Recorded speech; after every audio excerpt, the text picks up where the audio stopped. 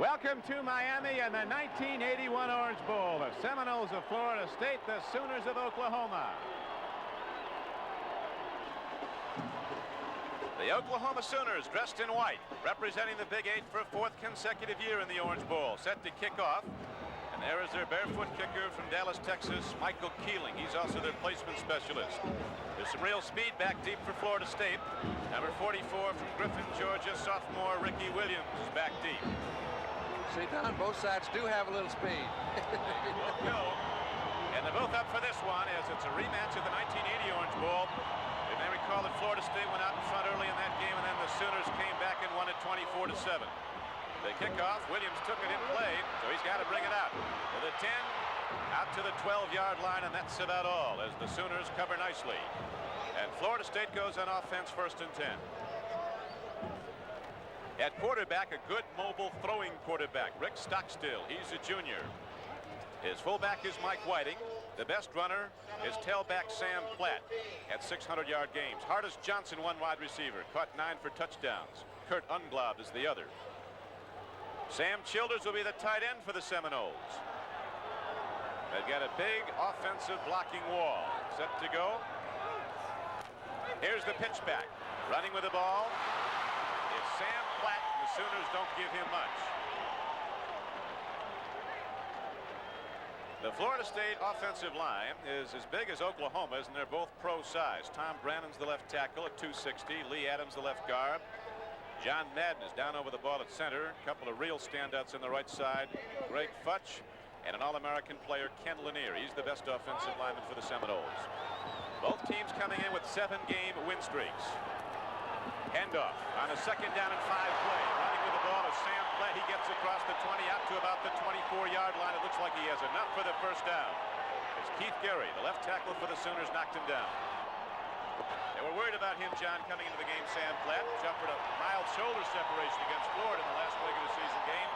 But he's all right. You see the season he had, he would have had 1,000 yards and he'd been able to play the full game against Florida. Well, it must have meant it, because when you have a mild shoulder separation and you're a running back, that's what you use most to defend yourself, and it must be well or he wouldn't be playing. Certainly not running the way he did. They go right back to Sam Platt. The 1st and 10 play from the 23-yard line. Sam Platt takes the ball across the 25-yard line out close to the 29. The Sooners are big and quick on defense also. Steve Whaley's the left end. Keith Gary, a big defensive tackle. The middle guard is Johnny Lewis. And the right tackle, regarded as the best defensive lineman, 96 Richard Turner. The Sooners set up on defense now. 2nd down and 5 for Florida State. Stockstill yet to go to the pass, goes right back to the run. And with the ball is Sam Platt. This time working into the right side of the Sooner defense. Sam Platt takes the ball out to the 33-yard line. The backers for Oklahoma, number 50, Riley, he's from Miami. And Mike Coast, he was the leading linebacker tackler. Very aggressive players. Darryl Sanji's at the left corner. Ken Sitton playing the right corner. Jay Jimerson, one safety position. Basil Banks at another. They're going to make some changes in that defensive secondary of Oklahoma, possibly. They've had some injuries. They've also had some injuries to their wide receivers. Short distance, so you'll have a 1st down. Okay.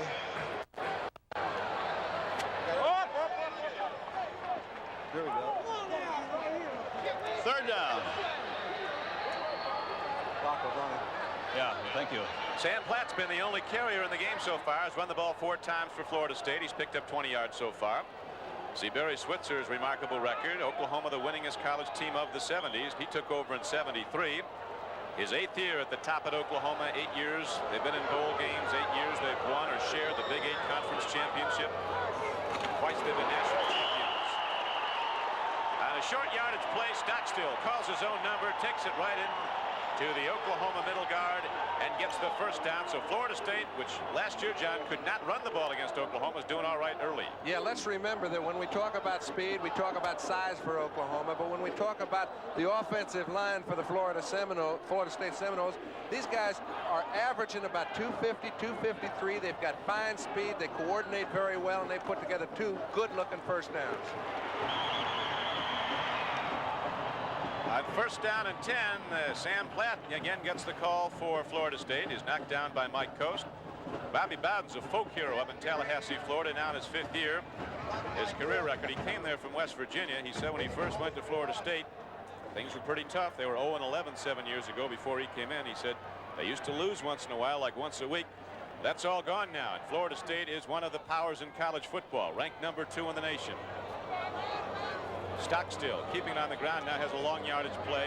2nd down and 11. Over the middle he goes to his tight end Childers, and Childers moves the ball ahead, gets it out to the 39-yard line. Mike Riley made the knockdown for Oklahoma, but Florida State moves it out. Don, let's give Stockstill a little credit. He wanted to go to the wide side. You notice they've got a man in motion. He's trying to get somebody open in his own defense. Oklahoma's playing it man-to-man when they go into a slot. He comes off to Childers, who's been on a little delay pattern. In order to pick him up on the first pass play of a game, it shows you're ready to play. 1 for 1's a way to start. 3rd down and 5 now. Here's a flat pass. Oklahoma has it hemmed in, and the Sooners make the play behind the line of scrimmage. On 3rd and 5. Hardest Johnson, the wide receiver who took the flat pass, is knocked down for a 5-yard loss. So the Florida State first possession of this game is stopped, and the ball goes over to the Sooners for the first time on a punt. Nobody has a better kicking game than Florida State. They've got 2 All-Americans. Their punter is Ron Stark. He's averaging over 45 yards a punt. He was named first-team All-American in 2 polls. So was the place kicker Bill Capice. Stark, a decathlete from Minnesota, booms it downfield. The ball is taken by Jay Jimerson inside his 20. He's got it broken for the moment. Jimerson coming across the 30 as the full cartwheel and is down outside the 35-yard line at about the 36. Ron Stark, the punter, got him himself. So Stark's first punt of the night, 48 yards, the return of 15 yards. And we'll be back at the 1981 Orange Bowl after this.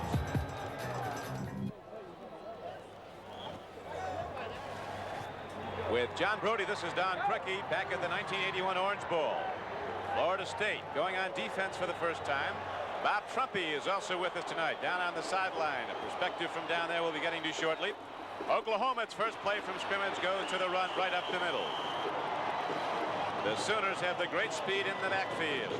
Someone described them as being like, on the snap of the ball, quarter horses breaking out of the gate. Very quick. J.C. Watts leads the way. He's at quarterback, MVP in the 1980 Orange Bowl. A freshman from Miami, George Rhymes, averaging 7.7 a carry as one runner. David Overstreet, a great blocker, is the other, in the fullback, Stanley Wilson. He took the first handoff for the night. It's 2nd down and 8 now for Florida State. Defense. Oklahoma's offense on the attack as J.C. Watts rolls wide and gets outside the 40-yard line. Florida State thinks they have the football. And the official concurs, and so the first major break of this game, the high-risk offense, is caught. Jarvis Coursey got the ball for Florida State, and the Seminoles have it back. I'll tell you what, Don, it wasn't a high-risk offense. It cost them a turnover on that particular play. That was excellent defensive pursuit. That's hitting at the point of attack. You get your defensive backs. If you saw Mike Montesor at that time, he jumped right up at the line of scrimmage. There was no play ever developed. He forced the ball loose. The Seminoles get it at the 43-yard line early in the first quarter. Sooners troubled by fumbles all season long. And now the ball is to Florida State. Sam Bland runs the ball, gets it down close to the 41-yard line. Knockdown is made after a gain of only 2 yards. Oklahoma's fumbled at least once in every game in the last 5 years, except one against Iowa State last year. First 5 games this year, they fumbled 36 times and lost to 21, but they've cut down on that. In the last 6 games, they fumbled only 13. Remember, most of the fumbles happen because they run a lot laterally. They pitch the ball around an awful lot. It's always in the air, but it's always on a running play. That one was caused by a defensive play. The pitch back to Platt. There's another big defensive play by Oklahoma. Steve Whaley coming up from the left end. A junior from Cleveland, Oklahoma. And Sam Platt trying to go wide is cut down. It'll bring up 3rd and 11. There was a loss of about 3 yards on the play. I'll tell you, Don, over the course of the year, Whaley's had 76 tackles. He's made 5 already tonight, and it's only in about 8-9 plays. Very active linebackers. Whaley's one of the best, so are the interior linebackers, Riley and Post. And now with 3rd down 11 coming up, we'll probably see Stockstill firing. He can go deep. Rick Stockstill deep. Here comes the blitz. He runs away from it, but he doesn't run away from the Sooners, and more lost yardage. Stockstill got back to the 46-yard line and lost 3 more. You talk about a blitz. That wasn't only a blitz, Don. It was a safety blitz, a weak safety blitz. He got there a little late, but there was such good penetration on Stockstill he couldn't do anything with the ball. It is a great night, Miami. Temperature 64 degrees at kickoff. Clear and just right as the Oklahoma Sooners now send back Jimerson to await the second punt of Ron Stark. Rigarli hit his first one 48 yards. The NCAA in assessing college schedule says Florida State played the toughest one in the country this year. Stark, the All-American punter, puts it down inside the 10. It'll be down inside the 5. So the Seminoles get the All-American effort from a guy they expected from game after game, Ron Stark. A 42-yard punt that's down at the 3. The Sooners have it back, but they're in a hole. And Oklahoma will go back on offense so we come back to the 1981 Orange Bowl. Two things for you, gentlemen. First of all, the Oklahoma Sooners have played one football game in the last 5 weeks. That wishbone needs timing. They've already put the ball on the ground once. For the Florida State Seminoles, a Bobby Bowden coached Florida State Seminole football team has never won a football game here in the Orange Bowl. They lost last year to the Oklahoma Sooners, and the Miami Hurricanes beat them so far this year. But this is the Orange Bowl. Surely is. Barry Switzer's been here an awful lot, Bob. He's taken his team here regularly the last 4 years now. He's 3-1 in the Orange Bowl. Beaten by Arkansas, you may recall, back in '78, but he's won the last 2 years as Sooners have. Oklahoma comes out of running from the 3-yard line. Stanley Wilson, the fullback, comes up the middle. Monk Montesort, the free safety, came up to make the play, but Oklahoma gets out of trouble to a degree. Oklahoma doesn't throw often, only about 7 times a game, but their average completion is for 26 yards. The tight end Forrest Valora has caught only 5 balls, but he averages 30 yards a catch. Steve Rhodes, one of the wide receivers, he's troubled by a hamstring pull. Louis Oubre is an All-American tackle. Terry Crouch is just as big at 275. Bill Bechtold, Don Key, and Ed Culver.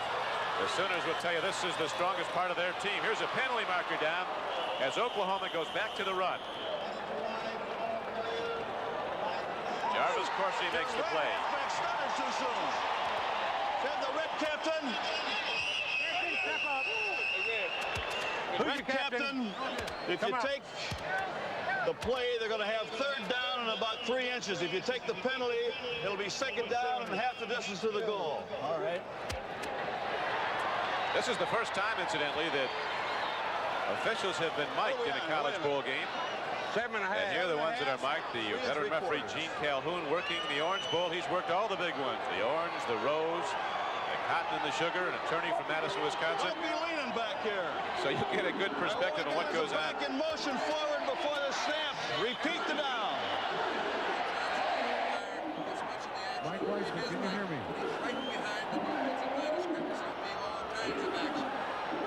Barry Switzer looks on. The Sooners now after the penalty assessment against them. 2nd down and 9. Running with the ball is J.C. Watts. He will pitch it back when it seems like everyone's closed him off. Bowden says he's taken the wishbone an extra dimension. He'll take it all the way down the field 25 yards and pitch back. The defense of Florida State, #1 in the country against scoring, giving up only 7.7 points a game. Arthur Scott, Mark Masick, Ron Simmons, a consensus All-American, Gary Futch, and Jarvis Coursey, the defensive lineman. A couple of great linebackers in Gorowski and Reggie Herring. They keyed the defense. But last year, it was the Florida State defense that cracked behind the wishbone under its pressure. J.C. Watts pitches back, and there is the freshman Buster Rhymes, who set an Oklahoma freshman rushing record. He's from Miami. The whole world wanted him. Barry Switzer told him, hey, you'll be back home every year at Christmas for a whole week because we play in the Orange Bowl every year. We're going to win the conference with you, and off he went to Oklahoma.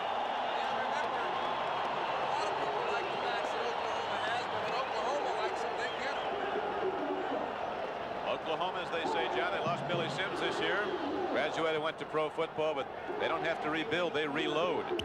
Loaded with personnel. Now the Sooners are going to have to punt the ball, and Gary Henry is back deep for Florida State. Michael Keeling is the punter for Oklahoma.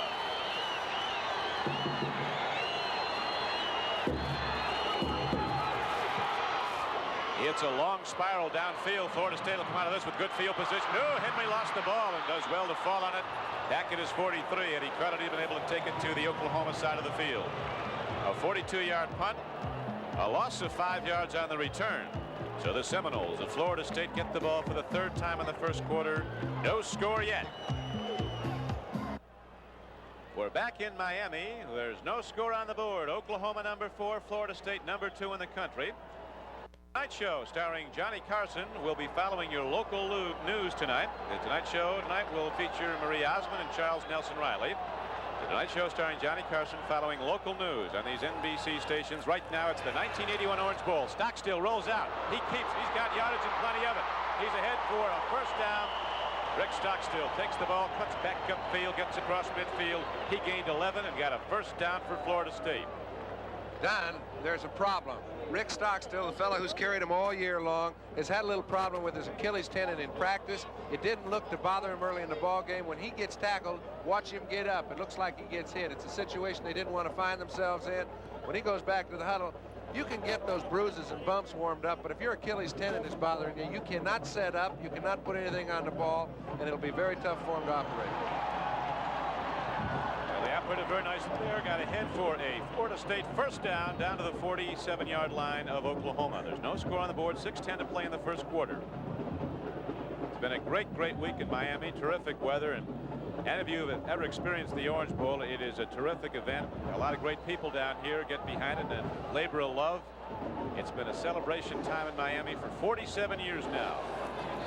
Handoff goes up the middle. Michael Whiting gets the call, and he follows some power blocking and takes the ball down to the 41-yard line. Richard Turner, a 250-pound defensive tackle, made the stop for the Sooners. And they did something that not many teams have been able to do, Don, and that they ran right at Richard Turner. He's very active. He's also very good at the point of attack, and if you're going to make a living, not many teams try his act. Yeah, they like him. They say his technique. He's a very polished player, very tough to block. Here's Stockstill rolling out. He throws and he completes it. Coming out of the backfield was Michael Whiting. Mike Coase, one of the linebackers, knocked him down, but again, the Seminoles get ahead for first down yardage as the ball's advanced inside the 35-yard line.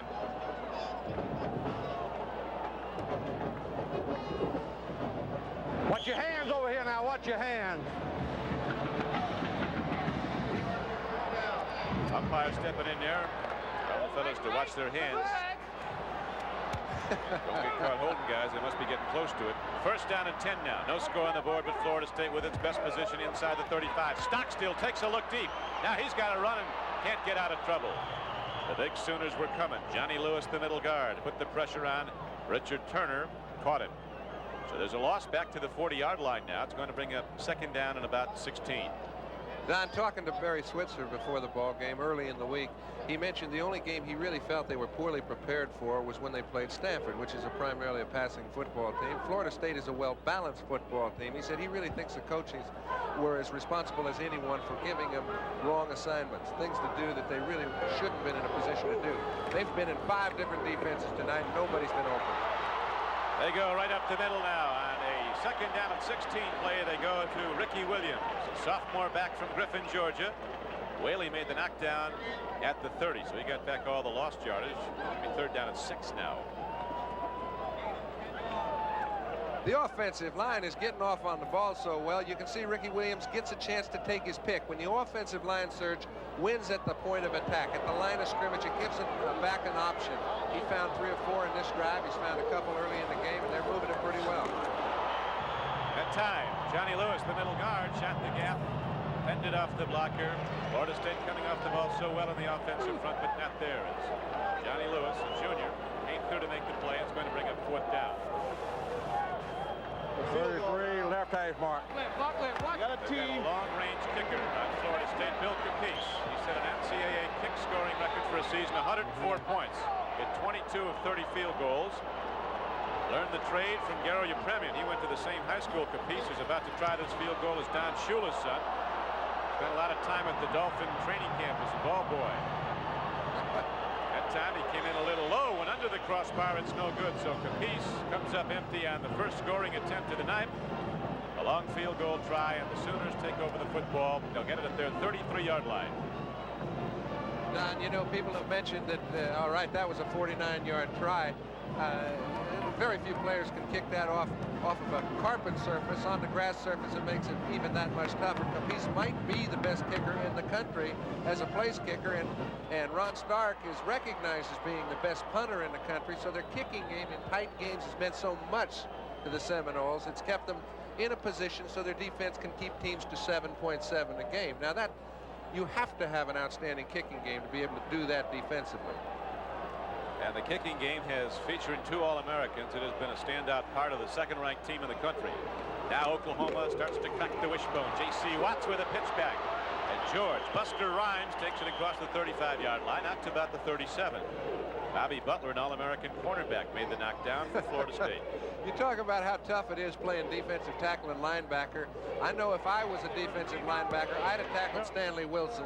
I didn't know Buster Rhymes had the ball until he was hit for a 3-yard loss, and I'm sitting up here in row 50. So you can imagine how difficult it is when you're down on the field.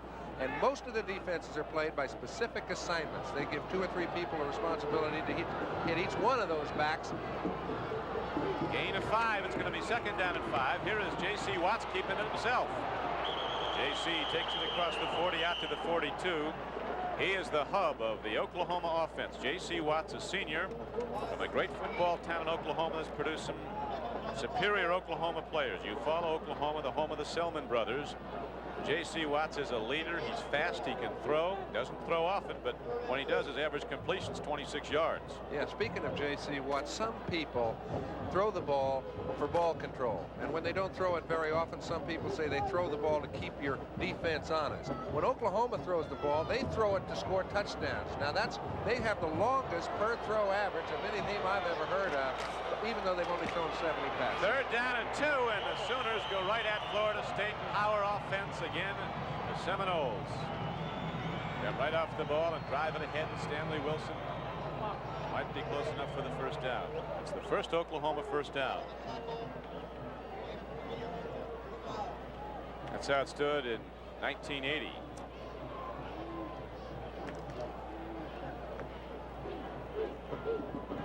Oklahoma really ripped things up in the last year in the second half. They got it going after Florida State took an early lead.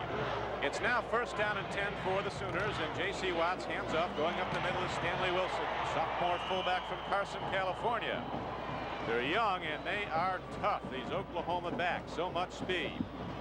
Stanley Wilson, known as a blocker. They averaged, actually, it's interesting, John, last year with Billy Sims, they averaged 351 yards a game rushing.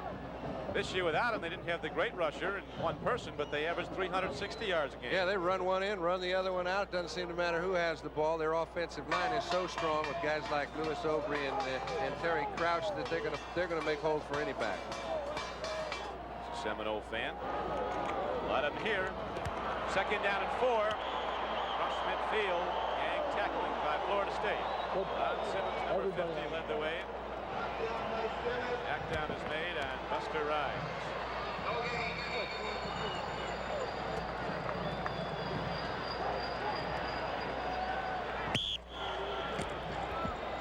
Let me know when you go be in that triangle defense so I can go in. Do you know what he said? He's talking to the defensive lineman, Don. You need one. He wants to know what defenses are going to be in so he doesn't get run over himself. It's not a safe spot when you're an umpire behind the defensive line. Umpire stands right in there behind the backers. It all comes at him. Pitch back. Running high with the ball is David Overstreet. He's inside the 40, and one of the fastest Sooners, David Overstreet, in a foot race down the far sideline. And now Oklahoma breaks a big play. Chet Winters led the blocking. And David Overstreet, who's known for his blocking, they say that they show films to young backs how to block. David Overstreet. Well, when you see an Oklahoma offense get out around the corner, you notice real good blocking at the point of attack by the back. Bobby Butler, the cornerback, comes over a little late. Mike Bonasor overruns the play a little, trying to pursue. And when that happens, Katie barred the door. That's where Oklahoma breaks 5 or 6 a game. It can happen fast with the Sooners. They can go the distance in one play on the ground. And now they're starting to challenge first and 10. Rolling out is J.C. Watts. Look at him dance. Looks for a block. He gets one. That was Rhymes. And And then he works his way ahead inside the 15-yard line. A lot of east and west running, but then he cut upfield and got almost 5. And Don, you notice when they pick up big ground gainers, they don't waste a lot of time in their huddle. They got their second play off after they'd gained 45, 40 yards. They were on the line of scrimmage, ready to go. And boy, if you don't think that gets a defense wondering what the heck's going on, and they better get grouped very swiftly. Well, it was a quick first quarter. They kept it on the ground. They ran the game clock. Nobody put any points up. But when we come back, Oklahoma's going to be challenging for the first score of the game. The Goodyear Blimp Enterprise, high above the Orange Bowl in this 1981 matchup. The Goodyear Blimp, captained by Patrick Henry from Parsons, West Virginia. Right now, the Oklahoma Sooners have the ball, second down and 5 inside the 15-yard line of Florida State. There is no score on the board as we're ready to open the second quarter. J.C. Watts calls his own number. He's stung hard as he gets to the 12-yard line. J.C. Watts knocked down well short of the first down. Jarvis Coursey, number 64 at left end, made the stop. Last year, J.C. Watts was the most valuable player of the 1980 Orange Bowl. Rushed for 121 yards, broke one for 61 yards and a touchdown. Led the way as the Sooners cracked the whip. Went for 411 yards rushing in that game. And Jarvis Coursey is one of those who has worked into a first-string berth and played very well at defensive end, and I think it's an extremely tough position, particularly against a wishbone team. Last year, Bobby Bowden said, John, that they thought they knew how to stop the wishbone, but they found they were a step too slow. Oklahoma's so fast. This time, Florida State hems it in, and the knockdown is made for a loss. On a 3rd and 3 play from the 13, the knockdown is made back at the 17-yard line. Jarvis Coursey having a big game for the Seminoles at left end. Coming to either side, makes the stop. Paul Piorowski got in there too. You know, there's no secret to playing great defense. The Seminoles have had 2 exceptional interior linebackers in Herring and Piorowski. They try to give them an opportunity to get after the ball carrier. This time you see Jarvis Coursey and Piorowski both on Watts at the same time. Michael Kaling trying a field goal attempt now. 34-yard attempt. Got it plenty long, but he's wide of the mark. So both sides now have come up with field goal attempts that have been wide. And with 13:31 left to play in the first half, there's no score on the board at the 1981 Orange Bowl. When we come back, the Seminoles take over the football. First and 10. This is Don Criqui with John Brody and Bob Trumpy back at the 1981 Orange Bowl, Miami, Florida. 13:31 left to play in the first half. Oklahoma has been wide on a field goal attempt. Florida State has missed their first attempt. There's no score on the board. Florida State with the ball first and 10 at their 20. Stockstill, hands up. Second back throw is Ricky Williams. And Williams, not big, 170 pounds, breaks it across the 30 out to the 34-yard line. He got a first down. Let's go down now to Bob Trumpy. All right, thank you, gentlemen. The defense of the Florida State Seminoles, outstanding. Reggie Herring linebacker. Is this a lot less a team without Billy Sims? No, they got the same speed. The hell with Billy Sims. They don't need them. They got plenty of great backs. They're giving us enough trouble. We're just trying to stick together and swarm as a defense. That's what we've been doing all year, and we're successful. And use the sideline for J.C. Watts? Corner that son of a gun in. That's all we need to do. Just hustle and pursue. Reggie Herring, Florida State linebacker. Now it's Florida State's offense on the move. Going ahead with the ball is Ricky Williams, and Williams doing nicely. Gets the ball out across the 40 in a first and 10 carry. He got about 7 or 8 yards in that play. Basil Banks and Orlando Flanagan combined in the stop for the Sooners. It's funny when you talk about the attacks of past defenses and past offensive grades. So nobody cares. It's how we're doing today, folks. They don't play Billy Sims. They play people that are awfully good with white jerseys on. They're just trying to do all they can to stuff them. Only the numbers change in Oklahoma. That speed is always there. It's second down and 2 now for Florida State from the 41. Up the middle. Sooners don't give up much. Mike Whiting carried the ball for Florida State. Very close to a Step first away down. from the ball now, Wing. Look. Step away from the ball, please. I got it. Go get the change. Bring out the sticks. Check this thing out. I think you're short. Oh, little man back there. Of course, the first time that the officials have been mic'd in a college bowl game. You get your head up here. I've heard a lot of it, Don. I know what we're talking about. You are a foot short. How's this? Right there? Mm-hmm. Okay. Thank you. Inbounds Weiner, Gene. Yes, sir. Thank you. Coach Bowden, our producer tonight for NBC is Mike Wiseman, our director John Gonzalez. And John and all of us at NBC want to wish the very best Happy New Year to his dad, John Gonzalez Sr., who's watching this game at Valley Hospital in Ridgewood, New Jersey. 12-10 left to go in the first half. No score on the board. Florida State and Oklahoma, the numbers 2 and 4 teams in the nation. Stockstill, the quarterback for the Seminoles. He's thrown for 15 touchdowns this year. On a third and less than a yard play, Stockstill puts his head down and goes right up the middle. Rick Stockstill played for his dad in high school at Fernandina Beach, Florida. Father Joel Stockstill was his coach. Mike Riley made the stop, so Florida State moves the ball out now to the 45-yard line. Don, you notice that the offensive structure of the Seminoles is rare, and that they move their offensive guard and tackle to both sides. They play weak side and strong side. Rather than lining them up the same place at the set of the ball, they change them around. Here's a pitch back, going nicely with the ball and going wide. Is Ricky Williams. He's not big, John, 5'10", 170, but he thinks big, runs big, and he goes right up the middle whenever they go in the call. And now Williams takes the ball to about the 48-yard line. He's run pretty big tonight, and in alluding to the offensive line, the people on the weak side of the line will always be their what they consider maybe their two top offensive tackle and guard combinations. They've got a couple of kids like, Folks and Futchin and Lanier that do a job for them. They've been getting off the ball well. Here's a handoff on a 2nd down and 8 play. A penalty marker comes in from the umpire. I'll move the flag holding. I'll move the flag to right here. 58. They got the center on Florida State, John Madden. 58. Yeah. White captain, please. Take it back. All right. Bring me the ball. It's 15, Gene. Give me the ball. Bunny. Back out, it's on the 45.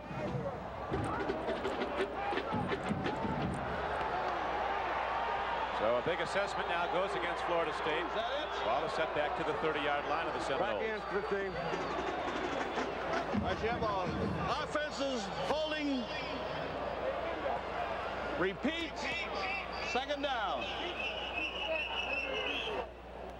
Last year, Bobby Bowden and the Seminoles came to the Orange Bowl with an 11-0 record. Finished 11-1 after the loss to Oklahoma. This year, they're 10-1 coming in. Their only loss, a 1-point loss to Miami here in the Orange Bowl. 10-9 they lost early in the season. Ricky Williams gets the call again on a long yardage play. 2nd down and 26. He takes the ball across the 30. Williams has now been called on 6 times. He gained 34 yards. Normally, it's a passing down, Don, but I tell you, I don't know if they have Oklahoma's defense figured out yet, because every time they've dropped back to throw, they've found no receivers open. Oklahoma's going in a man-to-man defense up tight with the tight end and the slot back. They're playing a deep zone with the other 3 backs, and they really have had a lot of trouble. It's when most disaster occurs. Well, we've had 1 turnover so far, the fumble by Oklahoma, but no score resulted from it. Here is Ricky Williams getting the call again. Williams takes the ball, gets it across the 40. On a 3rd down and 22 play, Florida State's going to need a lot, and they're not going to get it.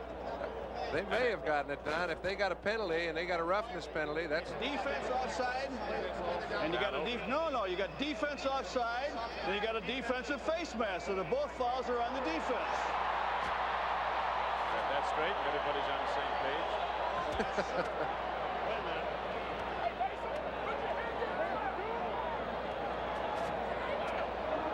What we got? Take the 15-yard. Take the face mask. Take the big one. Right here, Gene. During the run, so we're going to go from here. It's going to give them a 1st down. one of the few ways you can pick up a 1st down without putting the ball in the air. That was nice. That really helped the Seminoles. Sooners didn't like it. You had the defense offside and a defensive illegal face mask. Take the major penalty, 15 yards, gives a 1st down to red team. The ball was In play. 1st down. Coach Bowden's happy with that one. Bobby Bowden, 5th year at Florida State. What seasons he's had up there. 11-1 a year ago, 10-1 coming to this Orange Bowl this year with 10:03 left to play now in the 1st half. No score on the board.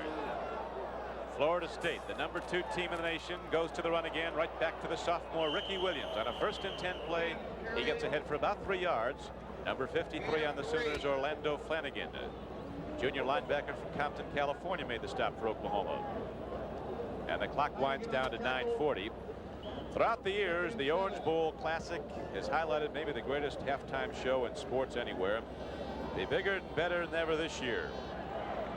Dan McNamara's outdone himself with an Opryland show, and you'll be seeing that at halftime. But right now, we've got 9:23 left to play in the first half. It's 2nd down and 7. Here's Stockstill rolling out, takes a look, runs it down to the 40 and lost about a yard. Nobody was open. Stockstill had it taken himself. Whaley and Turner knocked him down. Don, we've seen an awful lot of Ricky Williams, and I think the primary reason is that Sam Platt has been injured. That shoulder must be bothering him a lot more than anybody gave notice, or even himself. He ran the ball a couple times early in the ball game pretty hard, but he's not in there and hasn't been in there since the first series of plays. I've got to think it's because he's injured. Yeah, he had the bad shoulder against Florida. They hoped it had come around. They were going to give it a go, and they did, but Williams is standing tall now in his stead. Here's Stockstill on 3rd down and 9, running inside the 40, inside the 35-yard line. He's tough. Rick Stockstill running like a fullback, puts his head down. Ricky Williams gave him a big block, and finally Darryl Sanji, number 16, knocked him down. They've got another option, Don. This play gets down to within about 1.5 feet of a first down. He almost gets picked up. Stockstill's got good movement. Now, when he makes his commitment, he takes off after that first down. He knows he came up just about a foot short, I think, but he made an effort that was very commending. Let's go down now to Bob Trumpy. Bob? Okay, Don, you wondered about Sam Platt. Here he is. Sam, are you healthy? We know you have a bad shoulder. How do you feel? I feel 100% right now. They're letting us alternate. I feel like I was doing a pretty good job. I'm just waiting on my chance to go back in. But there's no problem with your shoulder. You can take the hits. I can take the licks. No trouble with my shoulder whatsoever. I'm just ready to go now. All right, Don, back to you. All right, so Sam Platt's ready to go when called upon. The yard markers came out. It was just short of a first down. It's going to be 4th down and inches now for Florida State. They send some speed out in the left flank. Dennis McKinnon goes out there as a wide receiver. You got it. 4th and inches. Stockstill earlier called his own number on a short yardage play and took it ahead for a first down. Does it again. We'll see if he got there. Looks like he did, John. He got there. If he wasn't Easy stuffed. now. We got the man here. Now you don't get out of the way. He might get out of the way. It's not that bad. I think he's got it, but we'll. I don't think so. Well, if he does have it, he has it, and the yardage markers are off. I think he's short by the way they marked it. Thank you and step back. Hell no. Got it. He was short.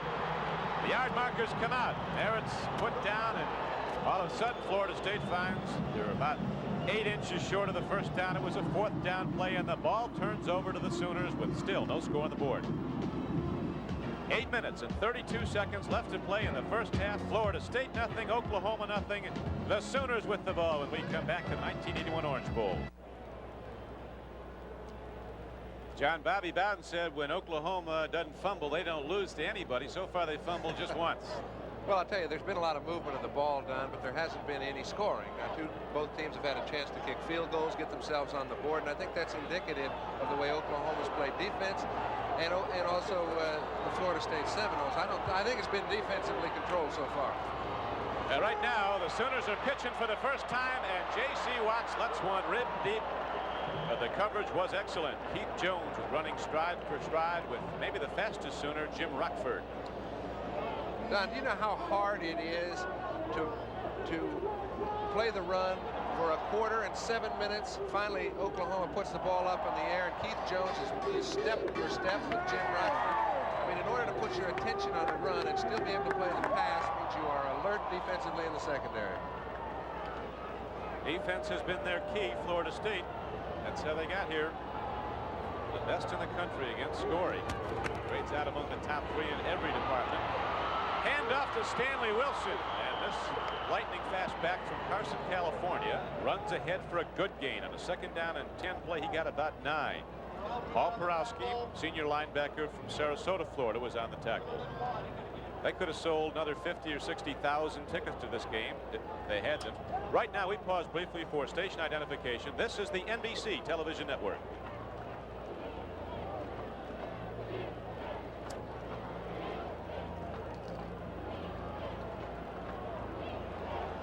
With John Brody and Bob Trumpy, this is Don Crickey at the 1981 Orange Bowl, the 47th. And the Oklahoma Sooners on 3rd and 1 go to the run in a scoreless game.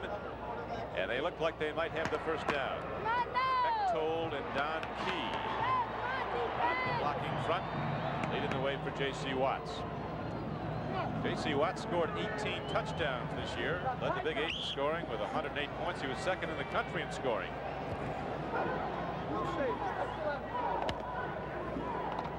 First down and 10 for Oklahoma with 7 minutes and 30 seconds left to play in the first half.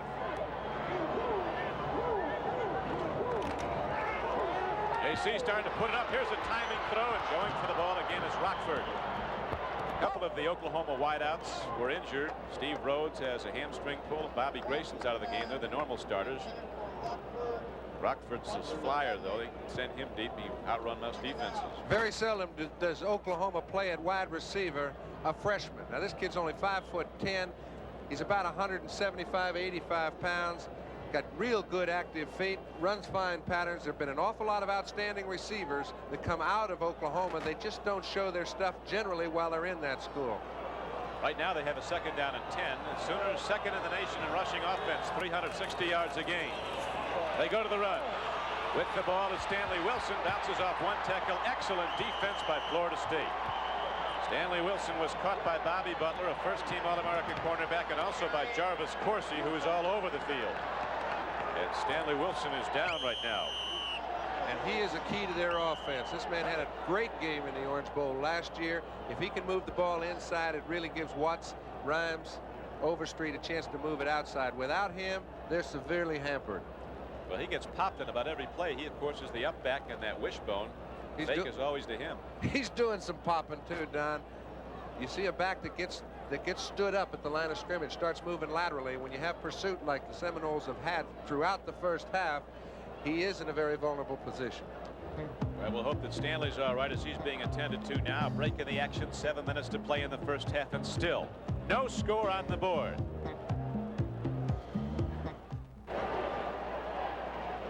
Stanley Wilson of Oklahoma walking off, but not very mobile after he took a hard hit this run. All right, how does a running back get hurt? He's got to go laterally all of a sudden because of the very good pursuit by the Seminoles. As he goes laterally, Bobby Butler gets him stood up. Now there's nowhere for him to go. He gets hit by 2 or 3 Seminoles as he's trying to get on the ground. It looks like it's a pretty painful injury. I don't know how serious. And now on 3rd down and 8, J.C. Watts throws. He gets his tight end, Forrest Valora. He's got a first down and plenty more. As Forrest Valora, a great blocker, doesn't get the ball thrown to him often, but gets the big yardage when he does. 30 yards a catch this year. That's only the 6th ball he's caught. Gets 13 yards and a first down. And don't think J.C. Watts can't throw the ball. Now Valora makes a real fine play. Is faking a double team block, slides off it, gets underneath the linebackers. You can see both Jarvis and Porowski are in the trail. No play. Sooners starting to mount a challenge in a scoreless game. It's first down and 10 now at the 39. Weldon Ledbetter in the game as fullback. Sophomore from St. Louis, lightning fast with Stanley Wilson out. Reggie Herring knocked him down. Bobby Bowden, the coach of Florida State, likes to kid Reggie Herring, one of his linebackers. He said at the Orange Bowl lunch the other day that Reggie doesn't know the meaning of the word fear. In fact, said Bowden, I saw his grades the other day. He doesn't know the meaning of a lot of words. Yeah, but he knows where. He knows who's playing out there, and he's in the middle of just about everything. I think the academics personally are a little overrated as to the intelligence of a young man, and I think he's a very bright linebacker. He is that. The linebackers have been great for Florida State. Porowski, the other one, now on the run on a 2nd down and 8 play. The carry is going to be down by inside the 30-yard line. Let's go back down to Bob Trumpy. All right, gentlemen, one of the reasons I think Oklahoma's running the ball with some success now, the All-American defensive lineman for the Florida State Seminoles out, Ron Simmons. What's wrong? Well, I just slightly sprained my other ankle, and I thought maybe the one that would give me trouble would be the one that I had sprained all season. But I just slightly sprained it, but I think there's a chance of me coming back, so I'm going to try and come back. Okay, Ron Simmons. Back to you, Don. Ron's had a tough time all season with the ankle problems. An All-American. Here's J.C. Watson, a 1st and 10, keeping the ball. The trailer was Buster Rhymes. Paul Kurowski, 53, knocked him out of bounds for Florida State. Game clock is now down to 5:41 in the first half, and still no score. Both teams missed long field goal attempts. Jim Gilbert is one who we might watch. He's the fellow that plays behind Ron Simmons. When Ron had a bad ankle early in the year, he came on, picked up right where Ron left off, and coaches feel they really didn't drop. Now, when you don't drop and Ron Simmons is out of the lineup, you've got a fellow that can really play. Yeah, they liked him. Gilbert is in there now. Ron Simmons made just about every first-team All-American team. Barry Switzer, 42 years old, a former Arkansas linebacker. Down on one knee. His Sooners haven't been in the end zone yet. Here's J.C. Watts, popped. Kurowski got him. Senior linebacker, Paul Kurowski.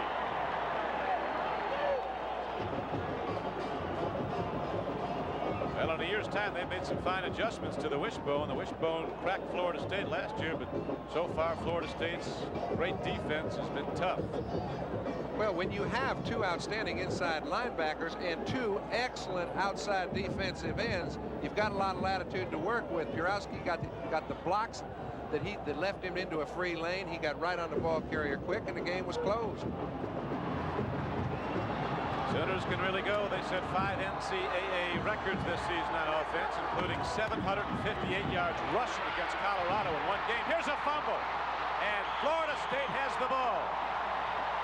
So the second time tonight Oklahoma has fumbled. Paul Kurowski forced it with a hard hit, and Florida State has it, John. You bet he forced it with a hard hit, but Jim Gilbert took 2 Oklahoma Sooners right in the middle of the line. And I tell you, if the nose guard takes 2 offensive linemen before the play gets stuffed, that play is going to get hit at the line of scrimmage. He did it on that play. He had no part in the fumble. What many people don't recognize is how instrumental he was in creating it. Look, the whole right side of the offensive line goes down on the floor, and the game gets a little lonely out there for a running back with 3 defenders on his neck. You get real lonely. Great play by Monk Bonassort. He's quite a story. Was a walk-on. Came here without a scholarship, and he's been a starting free safety and a big factor in this great defense. Barry Switzer, the Oklahoma coach, says, I don't like to see fumbles, but when they happen, I'm not startled. We expected with a high-risk offense. Now the Sooners have turned it over twice on fumbles in this game. There's no score on the board. 1st and 10, Florida State in the second quarter. Sam Platt gets his number called. He's back in there with 4:42 to play in the first half, and the clock running. Orlando Flanagan and Richard Turner were on the stop for Oklahoma. Last year, Oklahoma was a victor over Florida State 24-7. The previous year, in a rematch, Oklahoma went against its arch rival Nebraska. Beat the Huskers 31-24, 78. Lou Holtz brought the Hogs in here from Arkansas, and they upset Oklahoma, then second ranked, 31-7. A throw and a strike. Dennis McKinnon coming back at the ball, might have enough for a first down. Let's go back down to the sideline. Bob? All right, the guy who picked up the fumble, Paul Kurowski. Congratulations. What happened? Well, they're just running the option out of my way, and I'm trying to beat the blocker and trying to get the quarterback. Fortunately, I'm getting to him. That's about it. Who made the hit? I did. All right, congratulations. Paul Kurowski, Florida State with the ball. He's made a few. There's no doubt about where you are when you make the hit. First down and 10. Florida State got the first down just across their 40. Stockstill looking in the flat. He's got a man open. Goes to his tight end, Sam Childers. And he's ahead to the 47-yard line. Gain of about 7.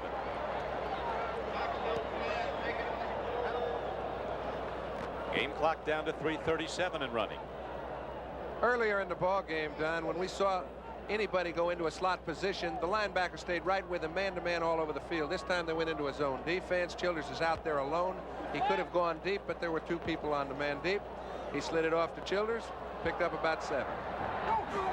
That makes it second down and 3. Here's the pitch back. Sam Platt running hard, breaks the front wall of the Oklahoma defense and gets down to the 46. He gets ahead for a first down. Let's listen to the umpire now.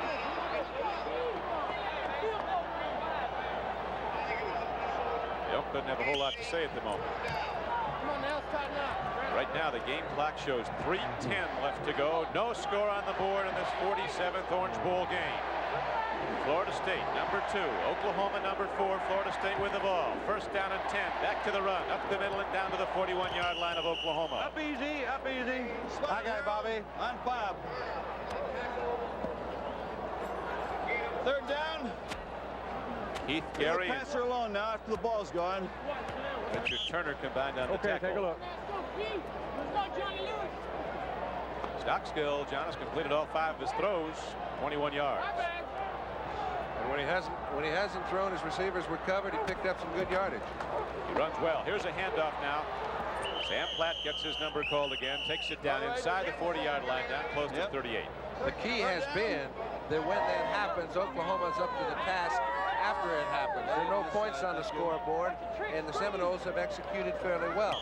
That means your defense seems to stuff you when you get down inside the 25 or 30-yard line. They've played very well after 2 or 3 first downs have been made. Both teams have challenged, gotten down close. Twice Oklahoma's turned it over on fumbles. Here's the fake, and Stockstill on a naked reverse gets ahead and dives ahead for a first down. Boy, he's playing a game. Rick Stockstill takes it himself, goes wide, gets a block. Orlando Flanagan knocked him down, but the Seminoles have a first down at the 33-yard line of Oklahoma. Good call at the right time. Look at the pursuit of the Oklahoma defense. Everybody's taking a move, having to go at it. Stockstill judges the tempo of the game, knows everybody's in great pursuit, keeps the ball himself without any leader. He probably didn't even tell the flanker back because he didn't help him much on the block, kept the ball and picked up the first. First down it is. Back to the run. No, it's a fake, and Stockstill's going long. He's got a man open. Dennis McKinnon. There's a penalty marker down in the Oklahoma secondary. Great fake by Stockstill. Held the backers, and then he let her rip to a wide open Dennis McKinnon. And it was between the receiver and Sanji. I don't know who it was on, but it was where the ball was thrown, and I do believe it was on Sanji. No. It happened on the man going out for the pass. It was about 3 yards downfield. Bring the captain up. What you say? Well, it's going to give him first down. Where's the spot of the foul? The spot of the foul is 3 yards beyond the line.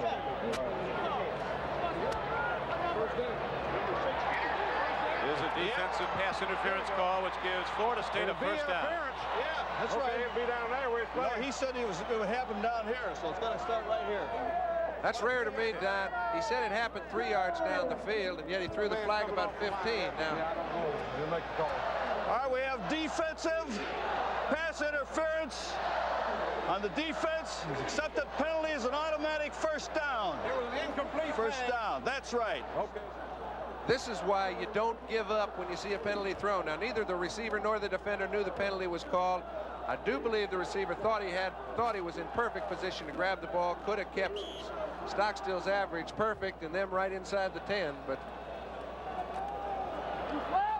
Well, time is a big factor now. The clock is down to 1:35 to play in the first half. Still no score on the board. Stockstill gives off. Ricky Williams busts it, and Ricky Williams takes it all the way down to the 19-yard line of Oklahoma. From the 32 to the 19, a gain of 13 yards, and Orlando Flanagan saved it from going the distance. And now Florida State, John's going to take a timeout with 1:30 to play in the half. you bet. Tom Brannon, Lee Adams made great blocks at the point of attack, got a little help from Michael Whiting. When you get 3 good blocks at the point of attack, you're going to pick up some yardage. Florida State really has had a great effort from its offensive line, coming off the ball at that big Sooner front. Bobby Bowden said last year when Oklahoma came out on the field, his guys stopped warming up and just looked kind of wide-eyed at how big. So the field kind of tilted when they came out. You know, I think he plays that up a little. These guys wouldn't be number 2, recognized as number 2 in the country, number 1 by the computers. They played the toughest schedule in the country. And I'm not sure that they don't have as good a football team as any team in the country, and it's primarily because of that man. He's changed the whole city of Tallahassee around, and they're a good football team. Got the whole town wearing garnet and gold in Tallahassee. Now the Seminoles go back to the run with 1:13 left to play. Ricky Williams gets the call, and again Flanagan, the outside. Actually, he's listed as a defensive end, but they play almost a linebacker. The outside ends on the Oklahoma defense made the tackle. And the game clock is stopped with 1:13 left to play in the first half. Florida State's driving, but yet there's no score on the board. We'll be back at the 1981 Orange Bowl after this. With John Brody, this is Don Criqui back at the 1981 Orange Bowl, Miami, Florida. Florida State, #2 in the nation. Driving right now, but time is a big element. 1:13 left to go in the first half. 2nd down and 4 coming up from the 13-yard line. Oklahoma sets down its big defensive front. Stockstill, hands up, right back to the run. Michael Whiting lost the ball, but a Seminole teammate got it farther downfield. Looked like Ricky Williams came up with the ball. It was, Don.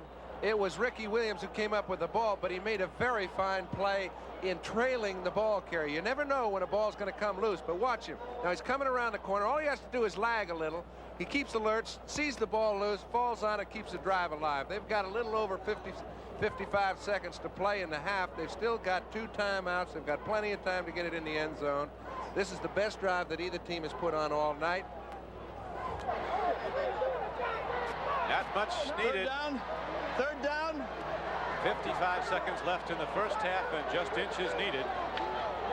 Florida State unable to run successfully against Oklahoma last year, doing it tonight. We're going to start it on the ready. Wide receiver set to either side. 55 seconds and the clock starts up. And now we're going to have a timeout signal for and allotted to Florida State. It has been a well-executed drive by Florida State as they're down real close now. They've got the good field goal kicker. Let's pick up some of the action on the field. 1 timeout left. He changed the play, Nick? Yes.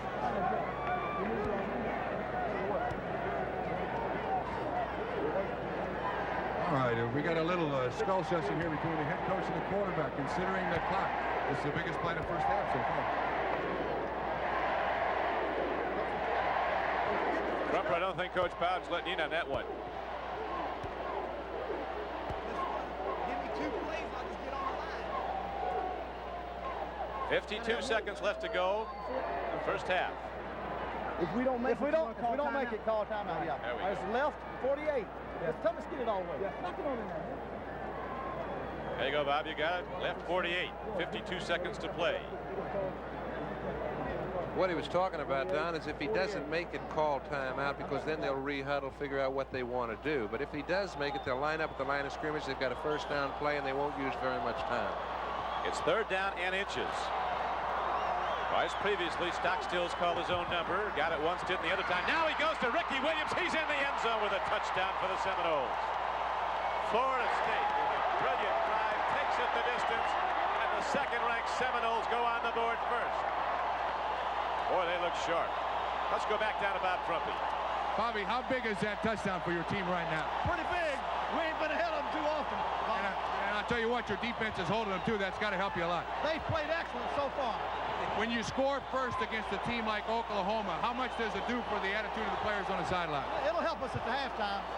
It'll help us a lot. All right, Florida State breaks out on top, and the extra point is good. So something happened all of a sudden. The Florida State offensive ball busted open the Oklahoma defense, and Ricky Williams, a 170-pound sophomore who's having a big night, rocketed into the end zone with the first score of the evening. 49 seconds left to play in the first half, and Florida State has taken a 7-0 lead over Oklahoma. A year ago, the Seminoles were on the board first. That was in the first quarter, but then Oklahoma came back with 17 second-quarter points, 7 more in the second half, won the game 24-7. The Orange Bowl has not been a happy place for the Seminoles, losing here last year and thus losing their only game this regular season to Miami earlier here at the Orange Bowl. But tonight, they're out in front as they just went 70 yards in 11 plays, using 4 minutes on the clock. 49 seconds left to play now in the first half. Big halftime, the Opryland show coming up at the 1981 Orange Bowl. But first, Bill Capice is going to kick off. This is the guy who worked under Gary Yepremian as a Miami Dolphin ball boy. He could outkick on distance Yepremian in high school, but he said Yepremian could hit it a dime in the air. I never was able to get as accurate. Now he tries a little looper. He's going to try to get an onside kick going, and lots of people going for the ball, but an up back for Oklahoma alertly comes up with it. Don, that's one of the best onside kicks I have ever seen. When you can put the ball high in an area where nobody can get it before it hits the ground, if that ball had bounced just a little differently, the Seminoles could have recovered. Looked like you with that wedge. No, mine go all kind of ways, but this baby went right where he aimed it, and he had his whole team down under it, and Oklahoma made an excellent job of recovering the football. Bobby Bowden, as you recall, if you were with us last year, was Mike during the game. He's given us permission to go down and listen in when he counsels his players on the sidelines. Some of the Florida State fans thinking we're getting away with something. Here's another fumble by Oklahoma. It's recovered. Do they have it? It's going to be Oklahoma's ball for a substantial gain. The fumble was ahead, went out of bounds. Weldon Ledbetter lost it. That time, the Florida State Seminoles didn't get it back. Oklahoma got a gain, but they've put it on the ground 3 times now, and they've lost 2. 40 seconds left to go in the first half. 7-0 Florida State. Seminoles going 70 yards in 11 plays, a 4-minute drive. It's been a long time since Oklahoma has been shut out in one half a play. I think you got to go back to the second game of the year when they played Stanford. But Stanford jumped him early and beat him, as did Texas. Now J.C. Watts trying to throw is knocked down by James Gilbert, who's come in at middle guard playing some great ball for Florida State. A couple of years ago, the basketball coach at Oklahoma left and went to SMU. He said couldn't fight that football program. He said football's #1 at Oklahoma, and it ought to be. They outscore our basketball team. Hey, Gary Futch has played a pretty good ball game at defensive tackle down there. He and his brother Gary, the two of them they get the job done. When you find 2 brothers that are first string offense and defense, you've got 2 kids that can play football. From thoroughbred country, Ocala, Florida. 23 seconds left to go in the first half. We all recall how Peggy Fleming was America's sweetheart at the 1968 Winter Olympic Games. Now she competes again, joined by Ty Babylonia, Randy Gardner, Linda Fradiani, and Dorothy Hamill in the first World Professional Figure Skating Championship. That starts January 18th on NBC Sports World, plus the hilarious annex, the basketball wizardry, the Meadowlark, Lemon, and the Buccaneers, all on the season premiere of NBC Sports World, January 18th. Sooners need a big play. 23 seconds is all that remains in the second quarter.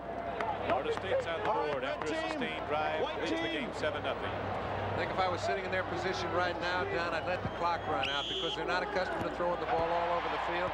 Even if they get a first down, it'll be very tough to get any points on the board. They've got quite a ways to go, and a lot of things can happen. Florida State's all pumped up. A mistake could put them in field position to kick a field goal, and 7 points is nothing for Oklahoma.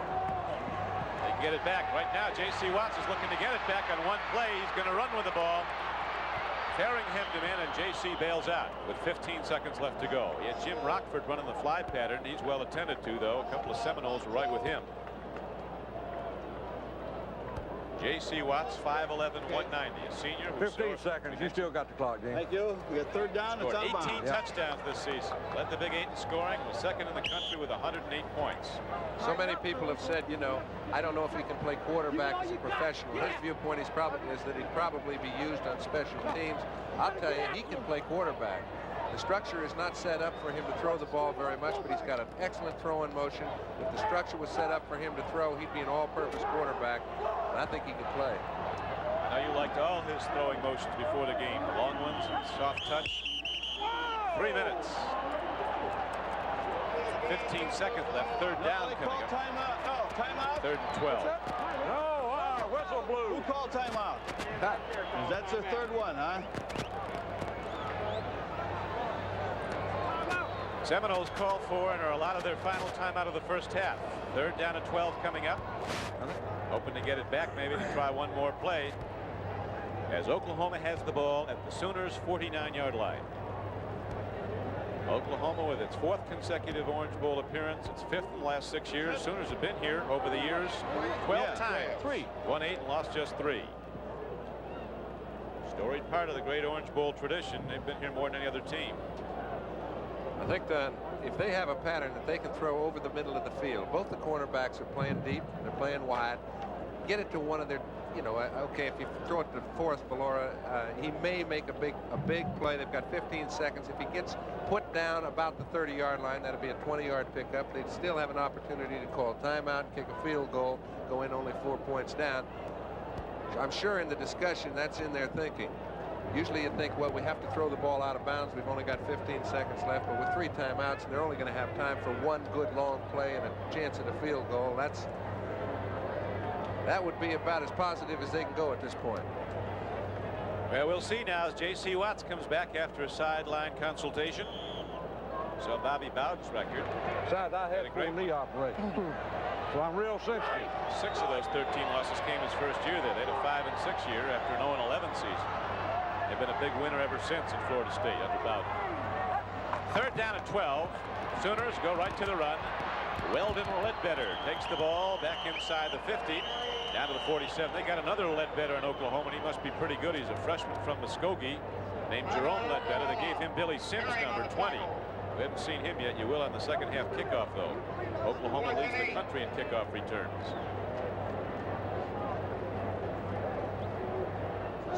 Now we have a timeout signal. They've got with one 8 left, seconds White. You left don't to have play. Red. You don't have any. Don't hit that passer now. Don't give him an untimed down. Let's give him a little. In fact, don't foul at all. That'll extend the half, and he fouled by the defense. Officials are mic'd for this game. That timeout was called by Oklahoma with 8 seconds left to go in the first half, and Florida State in the lead 7-0.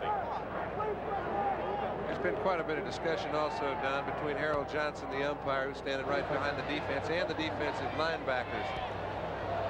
He's laughing a little at the linebackers, who just mentioned he moves around pretty good for a fellow 45. He said, well, yeah, with 6 knee operations, I feel 60, so don't hurry me along. Get up, ready. Officials can get hurt, and that umpire is one of them that can. Standing right in the middle of the defense. Here is J.C. Watts now on 4th down, throwing a strike. He's got Jim Rockford at the first down. He's out of bounds with 2 seconds left. Here you go. And here's a penalty marker coming in after the play. Whistle and blow him dead. Get my flag. You got a dead ball, double dead ball foul right here. And we're going to play it right from there. Right from here, right there. Put the ball right there. Now knock that off. Just go on each side. Play football. That's the way to control a football game. If the referee doesn't do it, it won't get done. He's doing it. So he had 2 fouls, 1 on either side, and the play that was after the ball was down. So the ball will be spotted just inside the 37-yard line of Florida State. And Keeling, who missed 34 yards out in his first field goal drive, will set up now at the 43-yard line. This will be a long one. It's just a little 53-yarder. The one advantage they do have in college is that they get to place the ball on a tee. Now you'll see it down there, so the grass really doesn't have a big effect. Trajectory gets a little swifter. If you really catch it flush, you can carry it. Set down, everything good. Keeling's into the ball nicely. Bang! 53 yards, and Michael Keeling puts Oklahoma on the board. Everything was set. He caught it flush. Perfect set down. Steve Rhodes holding, Mark Lucky snapping, and Keeling gets points for the Sooners as the first half runs out. Let's go back down to the sidelines. Bob? All right, Bobby, your impressions of the first half. That 3 points had to hurt you. 3 points hurts. Yeah, you're darn right. Yeah, very sluggish first half. Both of us look sluggish as heck. 2 offenses going up and down the field, not getting in the end zone. Both defenses playing superb. We finally got one, and then we shouldn't have let them score there. We should have kept them off that board. Didn't this football team from Oklahoma teach you a very valuable lesson? That is, you got to run the football, which you've done very well in the first half. Yeah, we've run much better. They're playing a nickel defense again, which I didn't think they would after watching us play this year. But I'm sure they had a reason. It's been effective. But we've been able to run on it some. I hope we can keep it up. All right, what's the reasoning for platooning Platt and Williams? Platt has been hurt some. He's not in as good a condition, and Williams has been running well. Every time Williams has played for us this year, he's come in and done well, and he deserves it, for one thing. Well, I would imagine that Oklahoma will go in at halftime, make some adjustments against your defense to try to accommodate what you're stopping them with. Are you going to have to make some changes in your defense? We will, yeah, if they change, we change. If they don't change, we stay like we are because they hadn't scored, except for that kick. But I'm sure they'll adjust, and also we'll make some adjustments. And let's hope it. I just hope we can keep them off that board now. We keep right. We win. Okay, thanks, Bobby. All right, it's halftime here at the Orange Bowl, 7-3 Florida State University. Now let's listen to a little bit of the Pride of Oklahoma marching band under the direction of Gene Threlkill. And here's the biggest surprise, the 141 yards offensively that FSU's gained on the ground. A lot of that has been done by Williams. The kid has come in for Sam Platt. The 2 of them have alternated. He's picked up 78 yards in the first half on 11 carries. That's part of the reason Sam Platt didn't get to play as much as they thought he would coming into the ball game. You get a kid that's hot, you stay with him.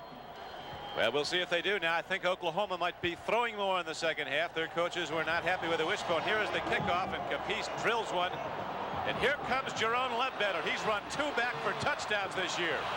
Ledbetter turns to the outside. And finally, Gary Henry comes up and finds him, knocks him down. They're averaging over 33 yards a kickoff return this season are the Sooners, #1 in the nation. There is Jerome Ledbetter, truly an Okie from Muskogee. Gave him Billy Sims' number, so he must be a player. That's nothing. That's no flag. It's no flag. It's no flag. Just debris from the half. First down. Yeah, they're looking at some paper, thought it was a flag. Big Louis Oubre, number 66. He's the super quick All-American tackle of Oklahoma. 2.80 from New Orleans. Terry Crouch, Bill Bechtold, Don Key, and Ed Culver, the blockers. Forrest Valora, the tight end. Handoff goes up the middle, and Weldon Ledbetter, the fullback in the wishbone, takes it straight ahead behind Crouch and Bechtold. Borowski and Jarvis Coursey were on the knockdown for Florida State.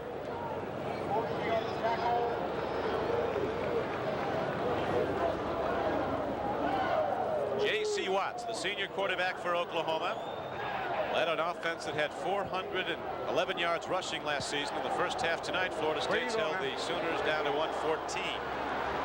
They come in averaging 360 a game running it. Watts calling his own number, comes out close to the 30-yard line. Mark Masick, 67 on the stop for Florida State. And Mark Masick is a name you haven't heard too often in the first half. However, he and Futch are playing super games, allowing the linebackers and the defensive ends to make the tackles. When you're playing good up front and you're playing good against a man like Louis Oubre or Terry Crouch, you are playing football. Lots of big people. Masick comes in at 260.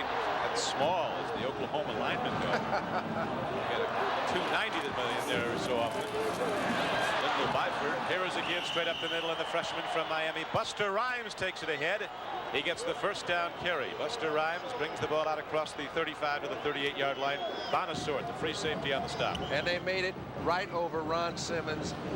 Remember, he went out in the first half with an ankle injury. He is trying to play. It's very hard to hold your own when you're playing against a real good offensive center like Bill Bechtel, and he couldn't do it with a bad ankle, and I doubt if you'll see him in a lot in the second half.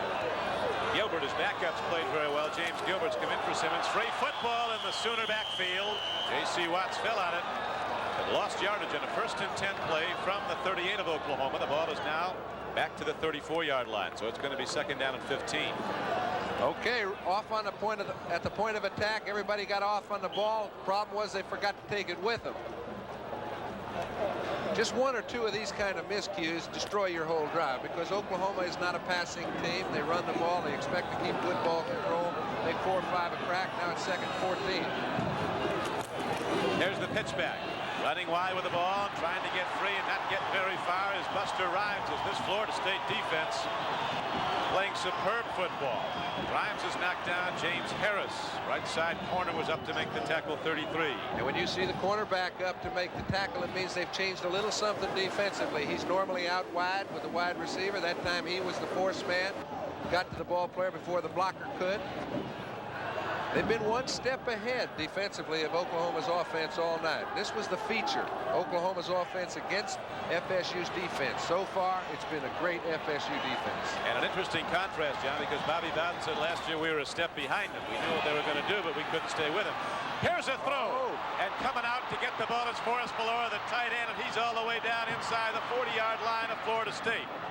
Forrest stepped out. He was heading for the end zone. 12:03 to play in the 3rd quarter, a 29-yard gain on the play, and another Sooner first down. So a pitch early. And it was the same little delay play where the tight end blocks down, faking a running play. Looks like a same old wishbone pitch option. Valora comes sneaking underneath the linebackers. That time he catches Reggie Herring just a step back of him, picks the ball off, goes down the sideline for a big game. Oklahoma's on the move at the 38. Steve Rhodes, who had the hamstring pull, is now in as a wide receiver, flank to the right. Oklahoma goes to the run. Buster Rhymes is stung hard as he gets down to the 35-yard line. Reggie Herring popped him. Bechtold and Key led the blocking on a 1st down carry. The gain was only about 2 yards. Bring up 2nd down and 8 for Oklahoma at the 35-yard line of Florida State. A 29-yard gainer to Forrest Valora, the tight end. A big play in this drive that has the Sooners down to the 35-yard line. Bobby Bowden mentioned something interesting at the halftime interview with Bob Trumpy when he said Oklahoma has played a lot of nickel backs, and when they get on defense, we'll describe some of the problems. Oops. J.C. Watts has a trailer and Buster Rhymes. J.C. takes it himself. Let's go down and listen to the refs as they unsort the pile. Here you go, offsides, defense. You got defense offside. Let's have the white captain here. All right, captain, if you take the play, they're going to have a 3rd down and about 2. If you take the penalty, they'll have a 2nd down and about 3. 3rd and take the penalty. All right. Lose a yard, gain it down. Offside. Right here. On your right side over here.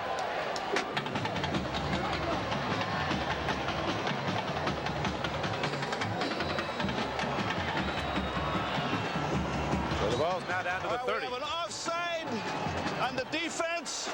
Repeat the down. 2nd down. Stockstill, who threw well and ran well for Florida State in the first half, waiting to go in with the offense. Right now the Sooners have the ball and they have 2nd down and about 3 at the 30-yard line of Florida State. 3rd quarter. Florida State in the lead 7-3. Give is up the middle. Fullback at the ball. Weldon Ledbetter was stopped by Reggie Herring of Florida State. Got the ball down inside the 30, but short of the 1st down. It's going to bring a 3rd down and about a yard. Not very often does a team stop Oklahoma when they get off on the ball with good offensive surge, as they did that time. They looked as if they had moved the ball at the point of attack pretty well. Their linebackers jumped in behind the play and made the stop for a 1.5 yard gain. They're all over the field right now. On 3rd and less than a yard, they didn't get there. Florida State comes crashing through. James Gilbert led the charge on J.C. Watts. Down to the 30. No later now. 4th down. No later than that now, little fella. No later. No later than that now. Who's the little fella? Not too many of them in this game.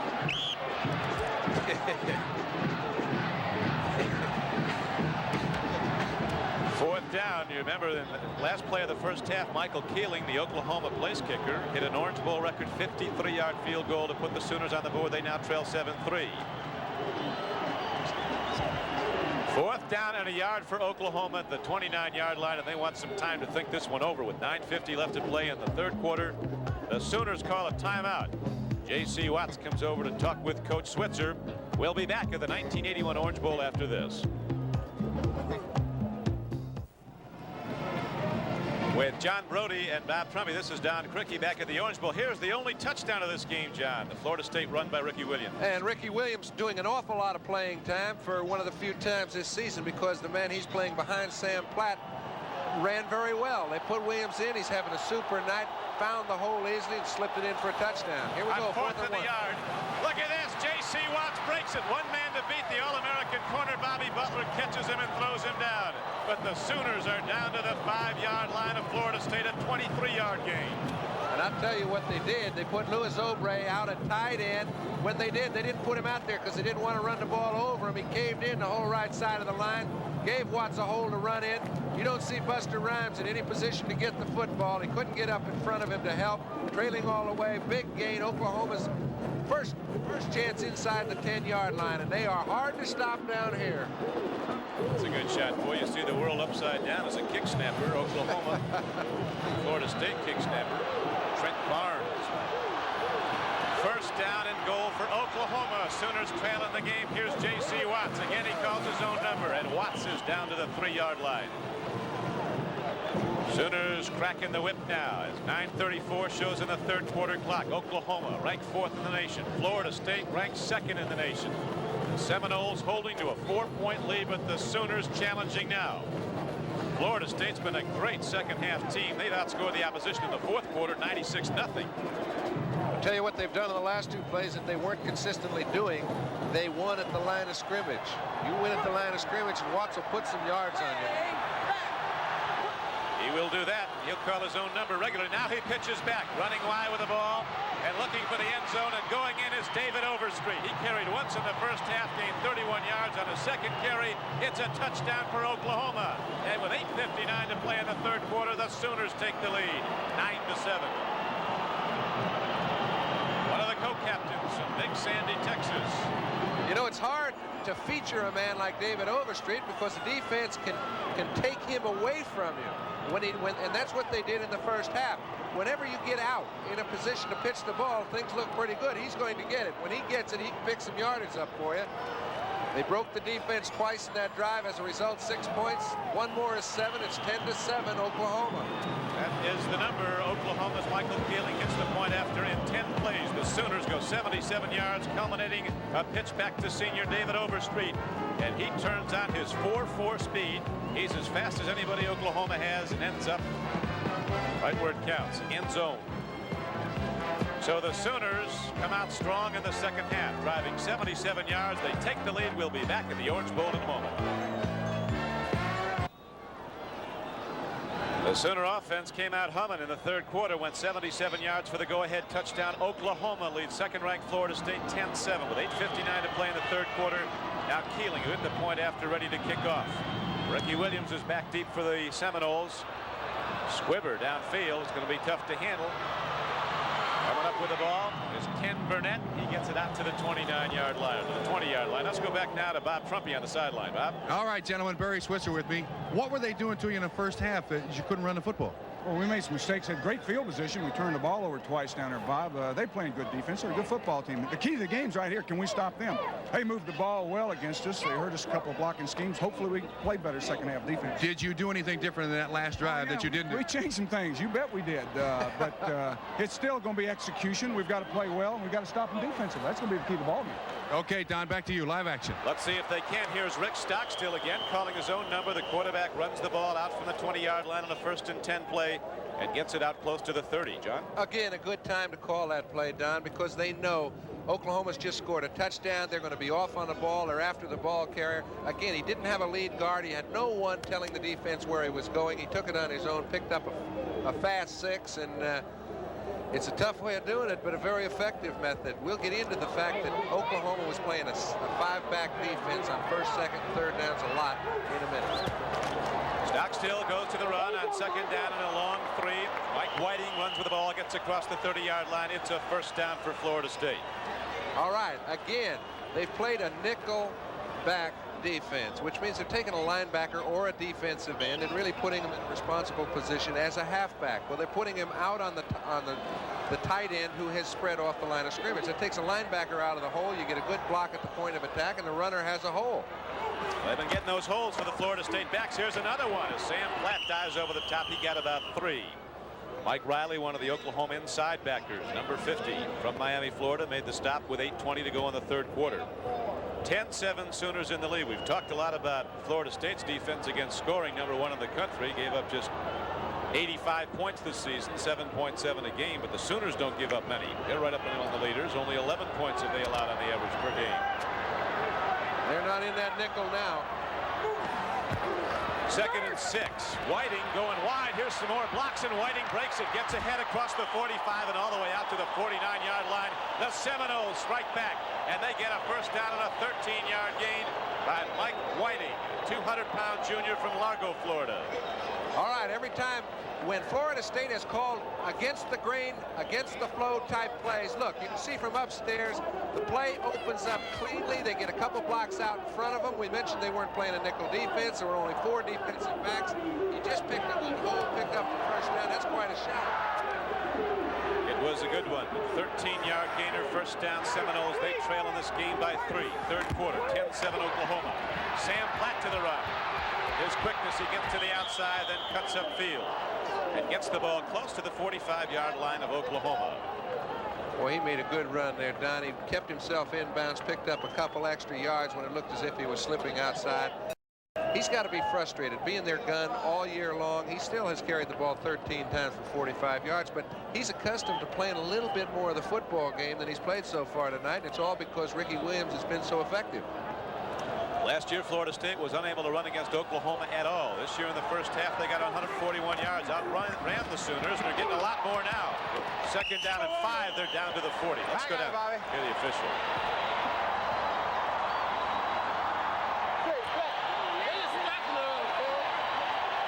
Sam Platt carried. And the chain markers move again. It's a first down for Florida State. The Switzer called it. The key to the game is can Oklahoma's defense stop FSU's offense? We've got the two #1 ranked groups in the country playing against each other on the other when the other team has the ball. But this group looks pretty good right now offensively. Heck of the game. We were looking for one and you're getting it. Could be the best of all the bowl games. There's been some great play. But right now, Florida State's going back to the run. Sam Platt getting some work, but no room from the Oklahoma defense. There's a penalty marker down, though, in the secondary. Just coming out. Here you go. You just came out of your pocket? That's what. Just came out of his pocket. That'll happen. There's a lot of people nervous, but nothing happened. Okay. Maybe his nose was right. State's what down you got? Looks like Simmons will be out for the game now with the ankle problem. Guy backs him up. Gilbert, though, can play. Here's Stockstill. Deep throw, but now goes short. He had men running deep patterns on either flank, tried to go up the middle and came in low. He was looking at runner Sam Platt. First incomplete pass of the night for junior quarterback Rick Stockstill. Yeah, and a good look at the defense from the blip. You can see those linebackers are not dropping into deep patterns because they're not too concerned about anybody coming over the middle. As the receivers start crossing in front of them, they can see it clearly. The defensive line stands up. There's really no open space. Stanford didn't score a lot of points against these guys early if they played this defense. Stockstill standing in on third down and 10 to go for the first down. The ball is caught. It's going to be short of a first down. It's going to be down to the 33. Second down play. Artis Johnson, who's caught 9 touchdown passes this year, including those 2 against Florida that brought them from behind, makes the reception. This ball looked like a pickoff from the time it left Stockstill's hands. Somehow it found its receiver. Stands up, throws it just like a pitcher, but you can see from a defensive standpoint, few free safeties get an opportunity to pick off a ball like he just got one. Fourth down is coming up. Fourth down now for Florida State. 4 to go. They've called a timeout to talk it over, so we'll be back in a moment. 5:43 to play in the third quarter. Oklahoma 10, Florida State 7, and now fourth down comes up for the Seminoles of Florida State. And Bill Capice, their All-American place kicker, has set his tee at the 40-yard line of the Sooners. A 50-yard attempt coming up. His longest career is 50 yards. Hit him a lot longer than that in practice. Remember earlier he tried a long field goal attempt. It was long enough, it was wide. Oh, they're going to run the ball. Look at this play. Straight ahead. Did they get the first down? They did. What a great play by Florida State. Kurt Unglaub, the holder, took off, went straight ahead, got some great blocking, and the hole was open. Don, and what you do is you take a look at the films and you see somebody who's really trying to get a piece of that kick. It's an easy block for an offensive tackle and guard. They find a little itch at the right time in the game. Nobody in the house, not me. I don't think you, and very few people on that playing field thought there was any chance this guy was going to go for it on fourth down and 3. As a result, it worked. I assure you, I didn't know it was coming. You see it. Now it's going to be first down for Florida State. Sam Platt turns upfield. Sooners hit him from either side. The knockdown is made at about the 27-yard line. Running with the ball. Sam Platt making the hit. Michael Weddington, number 88. Playing the defensive end on the left side. Game clock down to 5 minutes to go in the third quarter. Florida State gambling on a fourth down play. Everybody was looking for the field goal attempt from an All-American place kicker who could hit it from 50 yards, but Kurt Unglaub, the holder, a wide receiver, took off on a planned play, got the first down. Now it's going to be second down and 8 for Florida State. Seminoles trailing by 3 points. Third quarter. Stockstill throws. Tipped ball was off the hands. Michael Whiting, and is open in the secondary of Oklahoma. Bring up third down and 8 now. Would have been an awfully good catch, Don, but they've got to find a way to get underneath those linebackers. Defensive secondary is playing real deep. They're giving them a chance, but it's been very difficult to get anybody down in between them. Pretty well thrown ball, but a tough catch. See Stockstill's numbers. Florida State is 5 of 10 on third down conversions. This will be a tough one. It's third down and 8 from the 27. He's got a man out there. Ball is broken up. Sam Childers, the tight end, going for the ball. Ken Sitton, one of the defensive secondary men for Oklahoma, number 18, broke up the play. So fourth down comes up now, but with increased yardage on that run a little bit earlier, the piece is coming out again. Yeah, I don't think he's settling for a kick and a field goal. Trent Barnes is the kick snapper. Kurt Unglav is the holder. We know what he can do in addition. Boy, put a charge into that one. But again, Capice is wide. And so a good Florida State drive comes up empty. And with 4:24 left to play in the third quarter, the score holds 10-7 Oklahoma. And the ball turns over to the Sooners. They'll have it when we come back to the 1981 Orange Bowl with Oklahoma in the lead 10-7. Oklahoma now has the football with it, but without their starting fullback, Stanley Wilson. What's the injury report, Stan? Well, I got a bad bruise to my back, you know, and it's near my kidney, and it's hard for me to lift my leg up, so I couldn't even run. They want to take no chance with it? Well, I can't hardly even walk, so I know I can't play. Okay, that's one cog out of the Oklahoma offense. Well, they got some more left, Bob, and here is one of them, Buster Rhymes, but does he have a problem? But look at the blockers now on the other side. Buster Rhymes weaving his way east and west and ends up losing about 10 yards. Bobby Butler, the quickest player on the Florida State defense, finally caught him and threw him down. They like them both. Yeah, Don, it's one thing for a guy to be a great threat, but when he gets the ball and there's good pursuit, and this play was made by Jim Harris, the cornerback. He's made 2 or 3 real fine plays as a force man. When you force a running back to go deep and wide around an end he wasn't intending to go, you're going to get a lot of pursuit on the play, and it's very, very seldom going to be effective. Now it is 2nd and 20. 2nd and 20. J.C. Watts has the ball, and Florida State was looking for it all the way. It's 3rd and even more. 3rd and about 24 is Jarvis Coursey, a junior from Gray, Georgia, number 64. Has played a superb game for Florida State on defense. He made that knockdown of J.C. Watts. All right, you talk about a team that's outscored it's allowed their opponents 21 points in the second half while scoring 193. That's Florida State. On the other side of the coin, you've got Oklahoma, who's 229-93, but only 21 points in the second half has been scored against FSU. And if they don't have a good series now, which it looks like they're having, they could get run out of the tub. That's in 11 previous games. Here's a free ball, and Florida State gets the football. The Sooners turn it over for a 3rd time on the fumble. Reggie Herring was in there and gobbled it up. Maybe that's why they've given up 21 points in the second half. A big turnover there. In 11 games, 21 points in the second half. But right now, the Florida State offense is out. Beneficiaries of yet another Oklahoma turnover. 2:54 left to play in the third quarter. That's got Barry Switzer pacing with reason. Stockstill goes to the run. Ricky Williams, who scored the only touchdown of the game for Florida State, comes inside the 15-yard line. On a 1st and 10 carry, he got about 3. J.C. Watts on the phone. What happened? Well, they filed that nickelback defense. They're putting as many people as they can up front where they need them.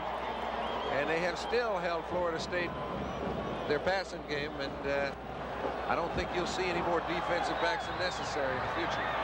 Great blocking from an all-senior interior line for Florida State. Michael Whiting runs now, fighting his way inside the 15-yard line on a 2nd down and 8 carry. He got down to about the 13-yard line. Steve Whaley from Cleveland, Oklahoma, number 57, made the stop. Tom Brannon and Ken Lanier, the tackles for Florida State. Lee Adams and Greg Futch are the guards, and John Madden, the center. All seniors and all cohesive blocking unit. Don, we've been talking a lot about the Florida State inside linebackers, but I'll tell you what, the Oklahoma inside linebackers so far in the second half have been outstanding. Mike Riley, number 50, and Mike Coach, 48. They have. They're being challenged now. 3rd down and 5. Throw into the end zone. Man is out there. The play is broken up, but penalty markers come in from off the play. Sam Childers, the tight end, ran a pattern down to the goal line, broke wide. Ken Sitt came up from the strong safety position, and the flag came out. In the end zone, right here.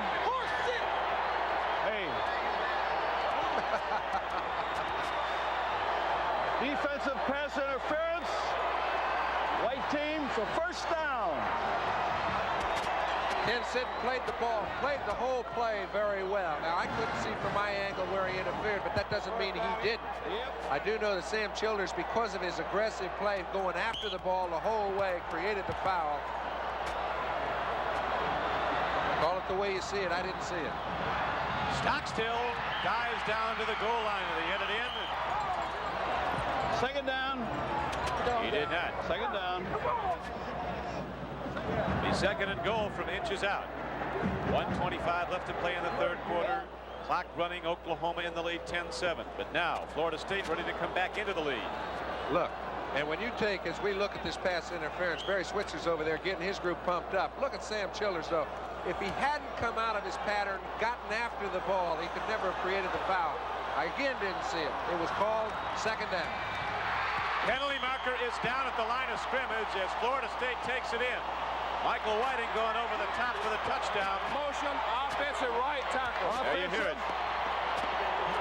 We got illegal motion.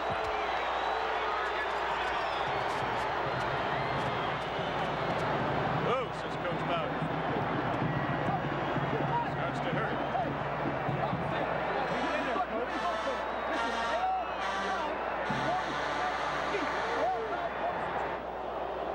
Illegal motion sets the ball back to the 6-yard line. We got illegal motion on the offense.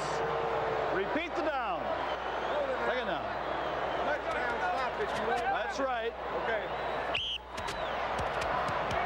Hadn't been easy on the ground in the second half. It has not been easy. Now Stockstill calls his own number, puts his head down and dives down close, but he did not get in on second and goal from the 6. It'll be third goal from about 2 yards out. Darryl Sanji caught him. That's the 4th time that Stockstill has called his own number in a naked reverse. He's what you call an all-purpose quarterback. He's an excellent athlete, has a wonderful timing with the ball. He knows what to do. He'll give it all he's got. Hasn't got great speed, but I tell you what, he picks up the last inch of what he's got. I asked him, John, if he was highly recruited. He said by one school, Florida State. Coach Bowden thought I could play. Stockstill takes a look, throws, it comes in low, and it'll be 4th down. So now Florida State will send out Bill Capice in all probability. Or will they? 4th and goal from inside the 2-yard line. And here comes the field goal team.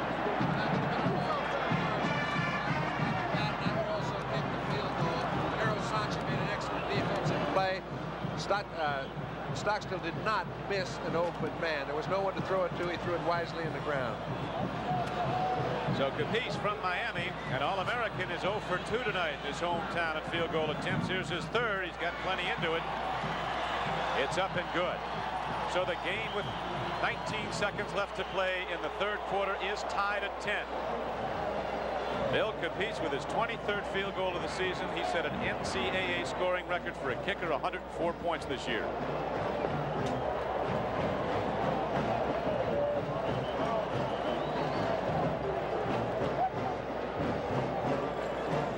Tonight, following the local news on these NBC stations, the Tonight Show starring Johnny Carson with guest Marie Osmond and Charles Nelson Riley will be seen. NBC Sports wants to wish Johnny and Ed McMahon and Freddie DeCordova and the Tonight Show staff a very happy New Year, and certainly to all of you watching a terrific Orange Bowl game from Miami, Florida, the 47th Orange Bowl Classic. Don Criqui with John Brody and Bob Trumpy. 19 seconds to play in the third quarter. Coach Bowden thought he had a touchdown. He had a man in the end zone, and Michael Whiting. It came back on a motion penalty. And then the Florida State Seminoles come out of it with points on a point-blank field goal by Bill Capice. Stockstill firing up his teammates. I know he's a little disappointed that they didn't get a touchdown when they got the ball on the 1-yard line, but it was a break that got him down to the 1-yard line. 10-10 is just about the way it ought to be at this point. Capice drills it in the end zone, and Buster Rhymes is going to bring it out. He's to the 10, to the 15. Look out, look out. He can go border to border very quickly. Buster Rhymes has gone 100 yards for a touchdown and a kickoff return earlier this year. There's a penalty marker down. Grabbing the face mask on the run back. All right, is that the spot, Bob? Right there where the ball's dead. Face mask. Here we go. Forrest likes it.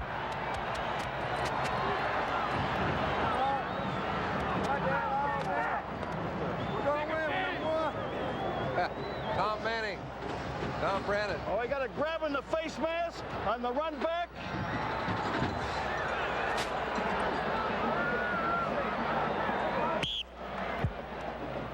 Four of the officials are wearing Mike's Forest tonight on NBC with 11 seconds to go in the third quarter. Oklahoma beneficiaries of a penalty, a face mask against Florida State.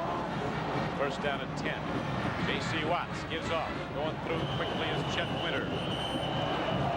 Winter's a sophomore halfback, takes it straight ahead and into Paul Borowski, one of the two great inside linebackers for Florida State. Borowski and Herring, they lead the defense. This linebacker play has been awesome. I mean, both Borowski and Herring have just been in at the line of scrimmage. It's one thing when a linebacker makes a lot of tackles behind the line of scrimmage. I mean, you sit there and you catch them. These guys have been aggressive. They've been meeting the ball carrier at the point of attack. Third quarter's over. That did it. That is the end of the third quarter. The score is Oklahoma 10 and Florida State 10. And we'll be right back. It's All-American middle guard Ron Simmons. He can press the building, run fast, but right now he can't play. That's right. And all that speed, all that ability to bench press doesn't do any good if you've got a bad angle. And if you've got two of them, it's worse. So unfortunately, Ron Simmons is out, but they've got a great backup, a junior from Miami, and James Gilbert. Second down and 6 for Oklahoma on the opening play in the fourth quarter. J.C. Watts gambles and wins. Almost threw the ball away, but it was taken by David Overstreet, one of the senior co-captains of the Oklahoma team, and he gets ahead for first down yardage. You know, Donnie, Keith Jones made a fine try to bring him down, but give Overstreet some credit. I mean, he's carried the ball 3 times tonight. All 3 times he's made something outstanding happen. First time 31 yards, the second time a touchdown, and that time to catch the ball at all was outstanding. Then he outmaneuvered Jones, picked up a first down, turned in a 12-yard gain from a 5-yard loss. Overstreet can have the big day. He ran it 15 times against Colorado this year and gained 258 yards in that game. Watts throws long. Rhodes is out there. And a lot of people converge on the ball and on Rhodes, who was very doubtful as a performer tonight because of a deep hamstring pull. Quarterback for Oklahoma is down. J.C. Watts. Oh, my. Alfonso Carricker put the hard hit on him just as he released the ball. The backup is Darrell Shepard, Jr. He really got a good hit just as he threw it down. It was clean, but it was, I mean, this is a very hard-hit football game. I remember Bowden mentioned it was a little lackluster. The turnovers didn't indicate what I considered to be, from looking here, the intensity of the first half. I think it was extremely well played defensively. And Switzer's very concerned. The man has run this offense for the past couple of years just as well as it's been run. So Darrell Shepard all of a sudden is called out. No time to warm up. He has to come in a tie game. We'll be back in the 1981 Orange Bowl with 14:45 to play in the game. Well, we're happy to report J.C. Watts was up and walked off under his own power, but he's a little wobbly, taking a hard shot just as he released the ball by Alfonso Carricker. Here's a freshman out of Ohio. He's in the ball game because he's an exceptional pass rusher. He gets there a little bit late, just after the ball is thrown, but I mean to tell you, he gets there. And when he gets there, he unloads. It's a very legal hit. He hit him in the shoulder pads after the ball was thrown, or as the ball was being thrown. And here goes Buster Rhymes. Buster Rhymes gets the lead block, and the freshman runner from Miami takes the ball ahead for the Sooners inside the 40. On a second down and 10 play, he gets the ball all the way down to the 37-yard line. Forrest Valora, the tight end, and Big Louis Oubre, the All-American tackle, busted open the defense. A 12-yard gain and a first down for the Sooners as J.C. Watts, perhaps the most important Sooners, intended to. I'll tell you, if there's a way that he can get his head cleared, he'll be back. He's a terrific young guy. In the meantime, the kid that's backing him up is averaging 12 yards a carry now, obviously possibly in the later stages, but still 12 a carry ain't bad. Right there, he lost the handle. We have a fourth fumble and a fourth recovery by Florida State. That'll happen so often. Alfonso Carricker, who knocked the other quarterback, J.C. Watts, out, comes up with the ball. I don't think a coach can ask much more of a freshman playing in his first bowl game than to knock the opposing quarterback sprawling, come up with the first fumble by the next one, give your teammates the ball when it's 10-10. Fourth turnover for Oklahoma, none for the Seminoles. And it starts to hurt. That has been the difference in this game. It's kept the Seminoles in the game. It's tied right now, 10-10 in the fourth quarter. 4 Oklahoma fumbles, no turnovers yet by Florida State. Stockstill, hands off. A quick hitter up the middle on a 1st and 10 play. The rushes to the 40-yard line. Let's find out about J.C. Watson. Go down to Bob Trumpy. Bob? All right, gentlemen. J.C. sitting here with an ice bag on his neck and an ice bag on his head. J.C., if you can hear me, are you all right? Yeah, I'm going to be all right, Bob. You're going to be able to play anymore? I'll be back. What happened? I don't know. I just took a pretty good shot. I'll be back. All right. All right. He's going to be back. At least he knew who you were. He's trying to get a license number. He didn't know what hit him. Here's Stockstill back inside his 30, and the Sooners get the big rush from a senior from Washington, D.C., Keith Gary, number 92, and from Steve Whaley, the defensive left end.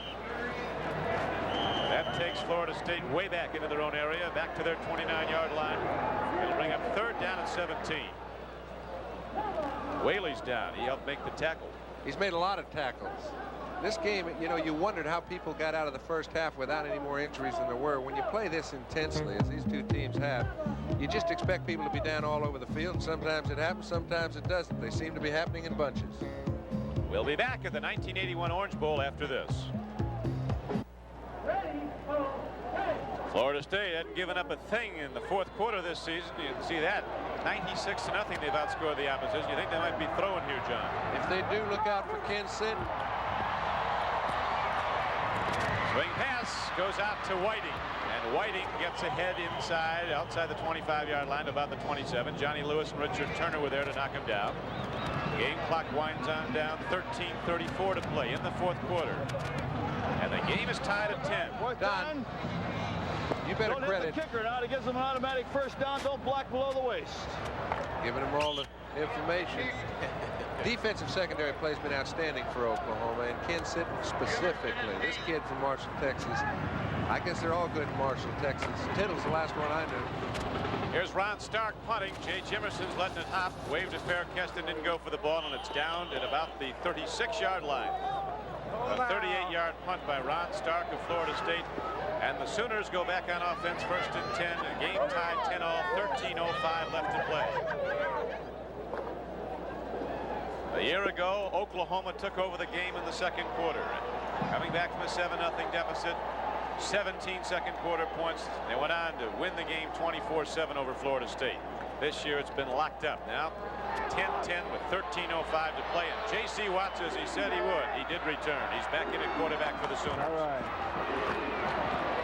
Overstreet really got stuck at the line of scrimmage, spun off it, got ahead for maybe a yard. I'll get the ball. Mark Masick made the stop. I mean, you have to handle a big tackle to make the stop at the point of attack when it's Louis Obrey, Terry Crouch. He did that and then got a piece of the ball carrier. No wonder nobody scored any points on him all year long in the fourth quarter. But giving up a total of 85 in 11 games.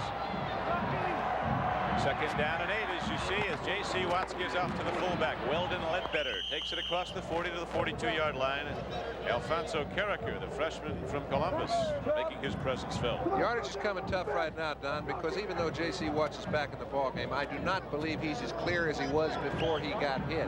When that's so, you're not going to see him running that option as effectively if he runs it at all. Don't think the defense doesn't know that and plays accordingly. Quarterback. We saw the end result of his substitution coming in, fumbling the snap from center right away. Oklahoma turning it over for a 4th time. Their defense has played extremely well. They have Florida State held at 10 points. Look out. Watts has a problem, and down he goes back at the 32-yard line. Masick, 67, a senior from Wyandotte, Michigan, and Jarvis Corsi, the junior end from Gray, Georgia, lead the charge for the Seminoles. Tell you, you just run out of superlatives describing some of these linebackers and defensive ends. Jarvis Corsi has made about 6 solo tackles tonight. He's been in on many plays behind the line of scrimmage. This is his first year as a starter, and he is held in there well. Jarvis was asked, they asked some of the players where they'd like to spend New Year's Day, their ideal place. He said on the same side of scrimmage is J.C. Watson. Here's a bad snap and into the end zone. This will go for a Florida State touchdown. Jerry Butler, Bobby Butler, the All-American cornerback, gets on the ball in the end zone. It's touchdown Florida State. So this great defense that has not given up a point all season in the fourth quarter does the ultimate, reaches the pinnacle. Up there with the Snow Leopards, it scores a touchdown and puts Florida State ahead. Tell you, Jack Stanton, the defensive coordinator for Florida State, said, if our offense can run the ball a little bit, we can stay close with Oklahoma. We're going to make something happen good defensively. Couldn't happen any better than it just did. But I tell you, just a little indecision on the point of the punter could have saved 5 points if he had done the right decision at that time. If he kicked it out of the end zone, it's a 2-point play, and they're back in ball game within a field goal to win it. This way, it's a touchdown. Capice hits the extra point. So now things are mitigating against Oklahoma. The Sooners, their quarterback injured but back in the lineup. And their punter losing a high snap. And Oklahoma losing the tie in the game as Florida State has taken a 17-10 lead. Bobby Butler sees a loose football, a defensive player's dream, free in the end zone. Touchdown Florida State. We'll be back in the 1981 Orange Bowl after this.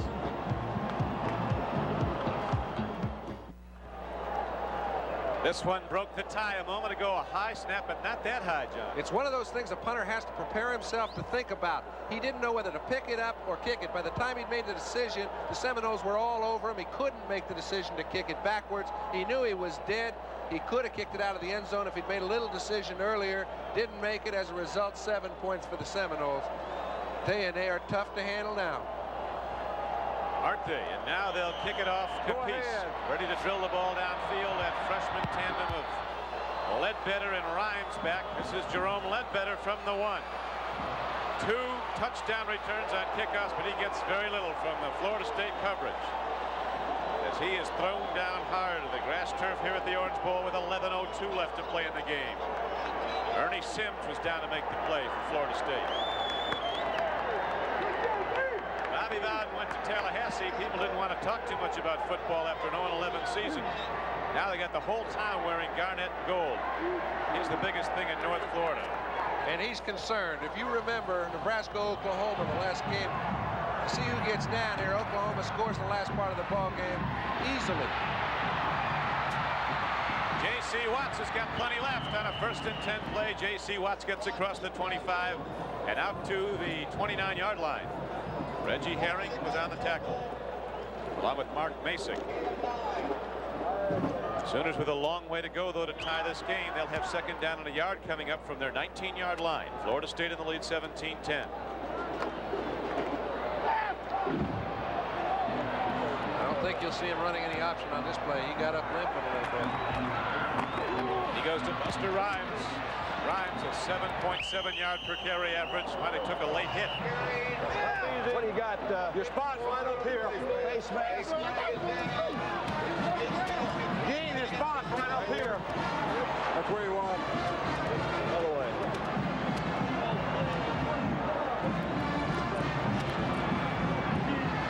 The big mark-off now for a face mask penalty, major penalty against Florida State. Ball is sent out to the 47. You got a face mask and the defense. First down. Let's see. We saw Buster Rhymes get spun around. We couldn't see whether he was held by the mask or not. You can see now, Jarvis Carsey got a little piece of the mask. That was it. Get that mask. The head must follow. Spun him right around, but it's a 1st down. Here's J.C. Watts pitching back. Buster Rhymes is knocked out of bounds at the 50. And a 1st and 10 option play. The Sooners take the ball ahead for 3 yards. It's amazing to watch J.C. Watts run into a defense, people surrounding him, and then just flick the ball back to a trailing back. A gain of 3 yards. And he's hurting right now. I tell you, to be running the way he's running, the conditions that exist, however, dictate he has got to carry the show if it's going to get on the road. 10:05 left to play in the 47th Orange Bowl game from Miami. 17-10. Florida State's in the lead. 49-yard. First it is. Rhymes gets the ball and does well to get ahead for a yard or two. Right now we pause briefly for station identification. This is the NBC television network.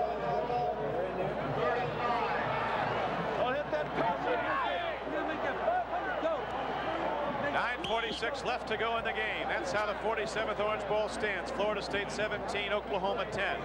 This is Don Criqui with John Brody and Bob Trumpy.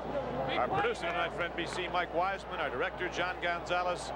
As the 47th Orange Bowl game, which looked to be on paper perhaps the best matchup of all the bowl games, is turning out to be that. Now the Sooners trying to tie the game and get in the end zone. Can't get it done. On a 3rd down and 6 play, Florida State shuts down the quarterback. Paul Porowski came up to hit J.C. Watts. And you're right, John, J.C. is playing hurt. You bet he is, but those linebackers are not playing hurt. You take a look at 39, 53, and I'm going to add number 64, Jarvis Coursey. He's playing like a linebacker. He's been floating a lot all night long. The 3 of them have been in on virtually every play defensively.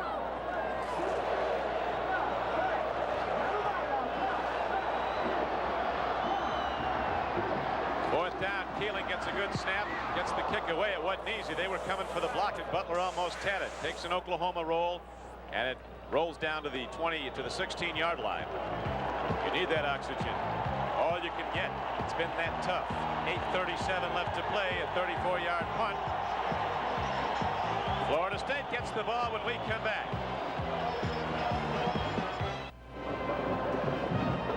Okay, J.C. Watts is taking a beating tonight. He's once again on the sideline with ice on his knee from that tackle right there, and that's the biggest part of the Oklahoma offense, gentlemen. J.C.'s been a great one for 4 years at Oklahoma. And J.C. Watts playing hurt, and Oklahoma trailing in the game. Florida State, number 2 in the nation. A great defense, and it's been every bit of that tonight. And they better do something offensively right now, or they're going to have to give the ball up in good field position. And it's not going to be easy.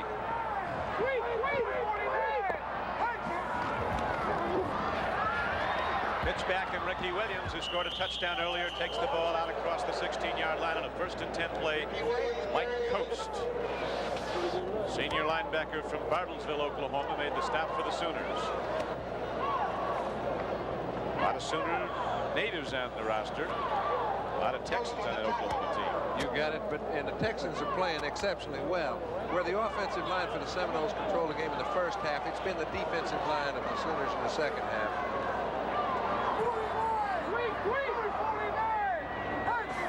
2nd and 6. Handoff to Ricky Williams, weaving into the Oklahoma defense. Ricky Williams got ahead for a couple of yards to about the 22-yard line. Mike Weddington knocked him down. A lot of people wondered just what a Sooner is. Well, a Sooner, way back in 1889 when they had the Oklahoma Land Rush, was a guy who jumped the gun. Got in there early to stake out his claim. It's a wagon, isn't it? Well, a schooner's a wagon, but our man from Oklahoma here, Travis, tells me a Sooner is a guy who jumped the gun, snuck in and staked out his claim, John. All right. And a Boomer Sooner is a guy who took off right at the gun. All right, I know it's an Oklahoma football team. And now they have a problem with 7:23 to go. Here's a handoff to Ricky Williams of Florida State, 3rd down and 4. Williams puts his head down. Looks like he got there. All right, y'all get up. For those of you just tuning in, the Tonight Show starring Johnny Carson will be seen following your local news after the conclusion of tonight's Orange Bowl game, where the Florida State Seminoles lead the Oklahoma Sooners 17-10.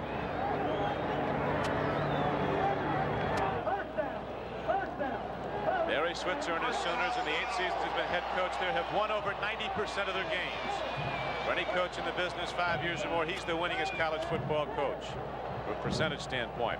I think if there's been a surprise tonight, Don, it's been the offensive and defensive line play of FSU. I think Oklahoma figured if it held itself to 2 or 3 turnovers, they were going to move the ball effectively on the ground. They have not turned the ball over, any more than their average. They just haven't moved it as consistently. 1st and 10. Straight ahead, and look at this run by Florida State's Mike Whiting. Hit 2 yards into the Oklahoma defense, spins off, goes 5 more. Really popped then, and he still gets ahead for even more. Darrell Sunji finally knocked him down as Whiting gains 19 yards. All right, from the blip again. Generally, you can see as Michael Whiting finds a little hole, there is some hole at the point of attack. This time it comes from the offside. The offside is generally handled by Ken Lanier and Fudge. The two of them made a fine hole on the offside, allowing Michael Whiting to come over to the offside and pick up the first. Handoff goes right back to Whiting on a 1st and 10 play. He takes the ball from the 43-yard line of Florida State and advances to the 46. Lots of cream and crimson in the stands. Lots of Oklahoma fans here. Garnet, gold, and cream and crimson are the colors of Miami this week. It's been some week. We'll throw a party down here.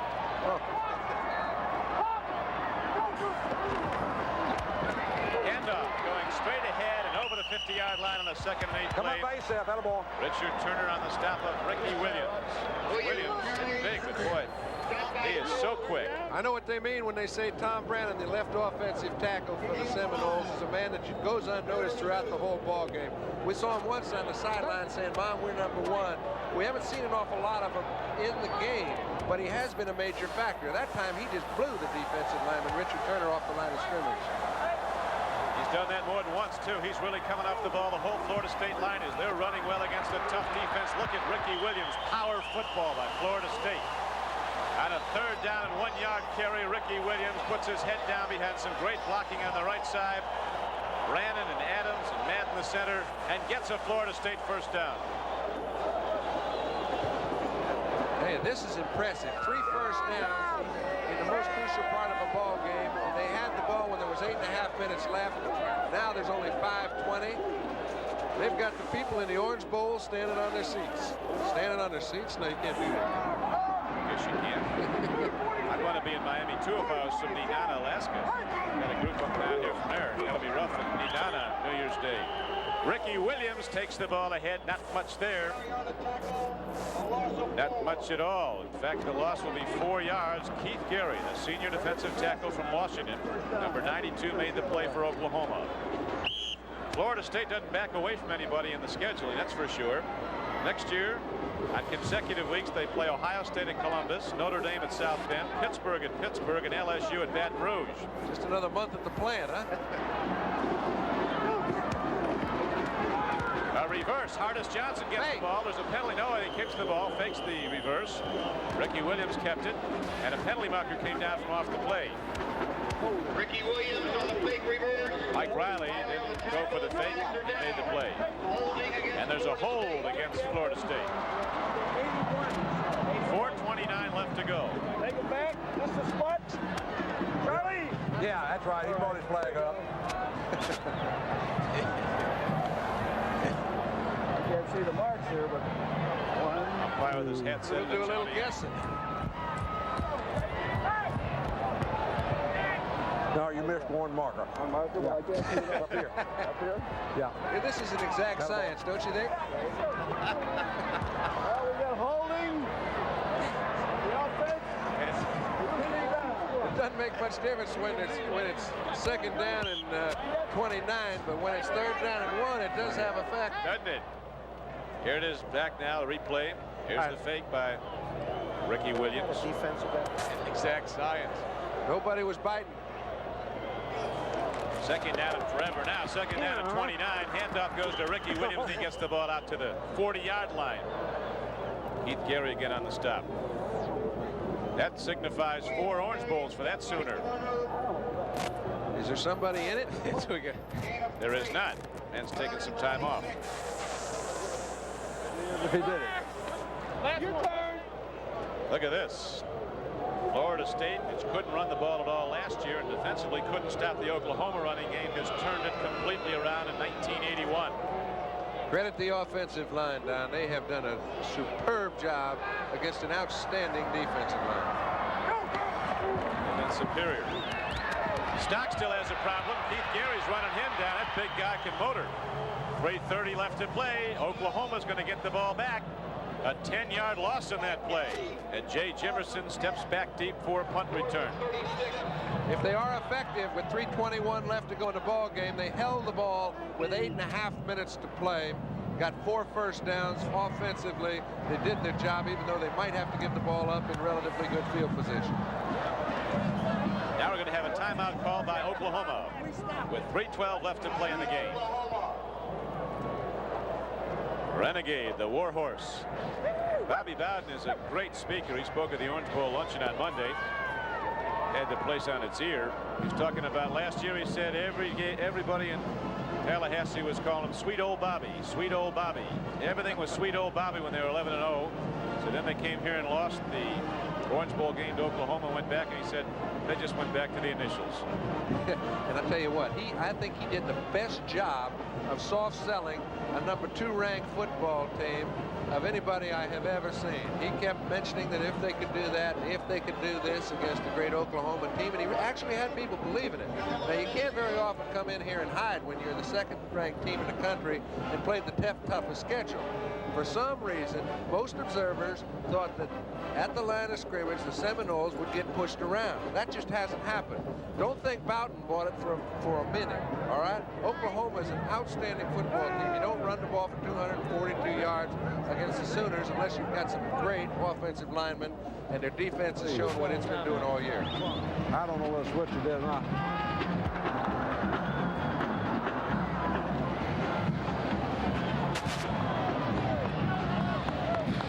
Certainly would like to thank the officials for their cooperation in the NCAA. It's added a great dimension to the game, which has been a really terrific football game. I think you'll agree with Florida State in the lead 17-10.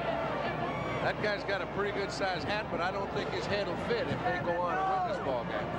There'll be some more partying here in Miami. It's been a great week. Orange Bowl people treat you about as well as you can be treated. Something this whole community gets behind. It's an awful lot of fun to be a part of. We had a great group down from NBC, Erwin Siegelstein, the president of NBC Television, Bob Mulholland, the president of NBC Television Network, Jeff Mason, all here for a week of good times with the Orange Bowl people and culminating in a great football game. I'll tell you, Nick Crane, Ben Benjamin, Frank Callahan, these guys put on a host show for the whole week. And this baby, it just led up to one of the finest. This is one of the finest college football games that I have seen. And I am one who generally likes to see that ball thrown all over the football field. But the intensity, the involvement, the excellence on defense is easily appreciated. And not often do I admire it. But tonight, it's just been outstanding.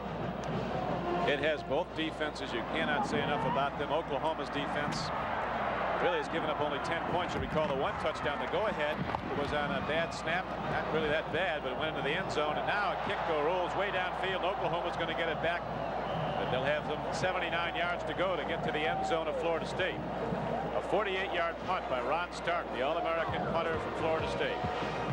3:19 left to play, but it's a long way from over. Oklahoma looking for the big play. The Sooners will be going 1st and 10 when we come back to the Orange Bowl. Bobby Bowden, the Florida State coach, said when Oklahoma doesn't fumble, they don't lose to anybody. Well, tonight they fumbled 4 times. They've lost 4, and Florida State has capitalized on Oklahoma mistakes, John. They have, but they've lost 4 balls a lot of times. 3:19 to play. If you watch Nebraska play Oklahoma, the score was within a touchdown. They came back and scored. If I had somebody to bet on it, it'd be these fellas. They just picked up 7 yards on 1st down. They can ignite and go the distance on one play. They have the great speed in their backfield. I'm going to liken them to quarter horses coming out of the gate when that ball is snapped. The wishbone offense. Here's Porowski, who's played a fantastic game at linebacker. He started fast and he's still flying. That's a quality you just can't admire enough. J.C. Watts has a problem, and coming up to make the play was Arthur Scott, one of the defensive ends. Jarvis Corsi, Mark Masing, Simmons and James Gilbert, Gary Futch, Alfonso Carricker, Arthur Scott. All of these defensive linemen playing superb football for Florida State, as have the linebackers, Borowski and Harry. Secondary, James Harris, Monk Bonassor, Keith Jones, and Bobby Butler. Butler hit the heights tonight. Recover that fumble snap in the end zone for the go-ahead touchdown. I think it'll be interesting here whether Oklahoma will elect to go for a 1st down are on 4th. They've got 2 downs to make 10 yards. I really think that goes into the discussion right now with 2:37 left to play. If they get a good gainer on 3rd down, if they pick up 7 or 8 yards, I think on 4th down and 3 or 4, they'll have a go at it. They've got 2 timeouts left. They're 5 of 13 connecting on 3rd down conversions. It's not a high percentage, but I do believe if they get close, they'll have a go at it. 2:37 left to play. This, of course, culminating the college football season, the big bowl day. And the victors earlier today, Michigan in the Rose Bowl, which no doubt you saw here on NBC. And congratulations to the Dogs of Georgia, their victory over Notre Dame as they win the Sugar Bowl. Alabama rolls to victory in the Cotton Bowl today, and now with 2:37 left to play, number 2 ranked Florida State leading Oklahoma 17-10. Who is number 1? The Dogs of Georgia? Listen, anybody can make a claim. It's the team that goes undefeated. When Arizona State was 12-0, they didn't get there. I think Georgia came into this ball game number 1. It's close. Florida State has impressed me, something I didn't expect to see, really. Watts throws. Steve Rhodes catches the ball. It's a foot race. Rhodes has the hamstring pull. He'll have a problem, but he does get down to the 35-yard line. A great play by a young man who was not expected to play. 42 yards, and we talked about the Sooners and their ability to strike fast, and they do here. 2:26 to go. What a great catch. This kid comes up injured. All of a sudden, you know he walked up to Barry Switzer and said, Coach, let me have a go at it. I'm not saving my leg for anything special. This means a little bit to all of us. He went in, not only ran a fine pattern, but took the ball away in the crowd. That's a fine catch. Puts him in field position. JC's going to let it rip again. He's got the long one going. It's a little bit too long. As streaking down the far flank was the freshman sprinter, Jim Rockford. And you notice Rhodes had to come out of the ball game. His leg will not let him go deep for the ball. He got one play out of it. Now let's take a look at the reception he did make. He ran down about 25 yards, went to the outside, got away from the defensive back. Had his leg been well, he may have been gone. That's right. He had the defense to step on him when he got the ball. He had to take it away from a defender. Watts has put the ball up 9 times in the game, completed 5 for 106 yards, but you'll be seeing him pitch down the stretch here with 2:11 left to go. It's 2nd down and 10 for Oklahoma. Sooners are down by 7, 17-10. 2:10 left to play. Watts throws, man is open. He's got Chet Winters. And Winters puts a move on, dekes his man, and gets it down to the 22. It's a first down for Oklahoma, a 14-yard gain on the play. You know, that's what goes unrecognized is some of the pass catching ability in the backs from Oklahoma. They don't throw the ball, so you don't know whether they're good pass receivers or not. That man took that ball like it was an extension of his arm, got away from a linebacker, and almost beat 2 more to get free. There is, of course, in the event of a tie game, no overtime in college football, but there is the option for the 2-point conversion. You know, if Oklahoma gets in, they'll be doing that. It's intercepted and lost.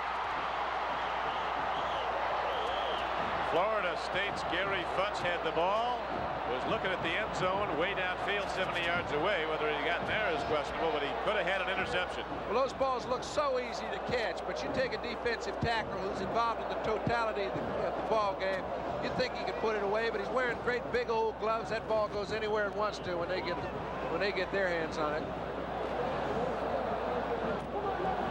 Look at Jim Gilbert down on the bottom of the pile, forcing Watts to throw. 1:48 to go. It's 2nd down and 10 for the Sooners. Watts sending the rollout, stands in, eludes the rush. J.C. Watts has a channel. He gets a great block, and Watts is out of bounds at the 11-yard line. Terry Crouch, a 275-pound guard, literally put a Florida State defender flat on his back, and that gave J.C. Watts the room to go 11 yards. And the Sooners drive on. They could be going into the end zone, and then they'd go for 2 to try to get the win with 1:38 to play now. What a game. Just a man like J.C. Watts can make that play happen.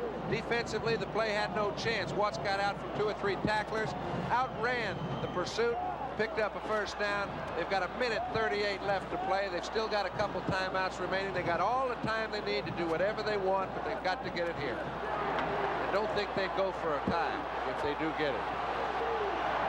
Coaches get old. This does the aging. Here's a throw. Oh, man, it was almost an interception by Jarvis Coursey. There was a Sooner, Jim Rockford, open in the end zone. The pass came in a little low. And Jarvis Coursey, defensive end who drops back like a linebacker, Almost had it. That would have topped off one of the finest performances that I've seen in the Orange Bowl from what is considered to be a steady, everyday, do-your-job yeoman football player. This guy has been truly outstanding. He's been in the right spot all night long, and he came up with a fine defensive play, did everything but get the ball.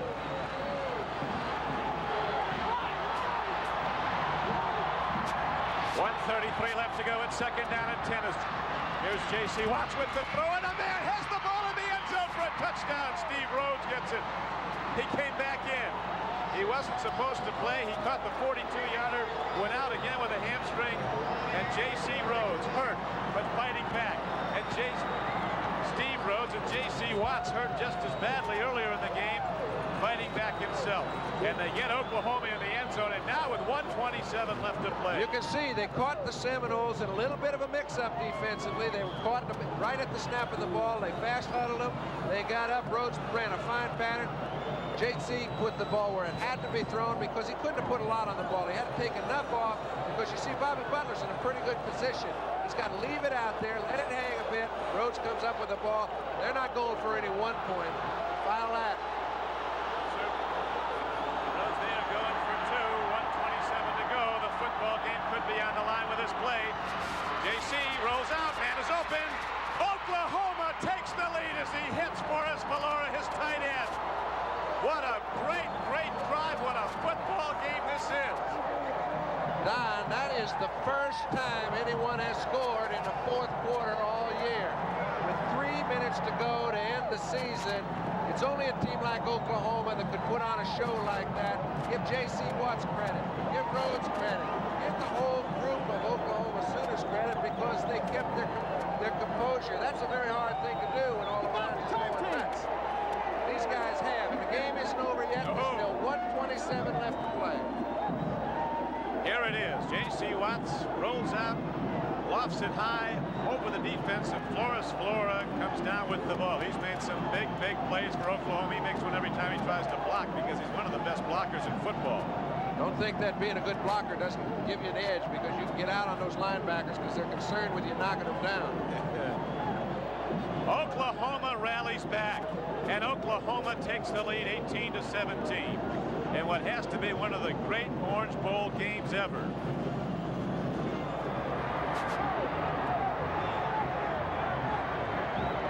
Sit down and watch this whole thing back. It's been that good.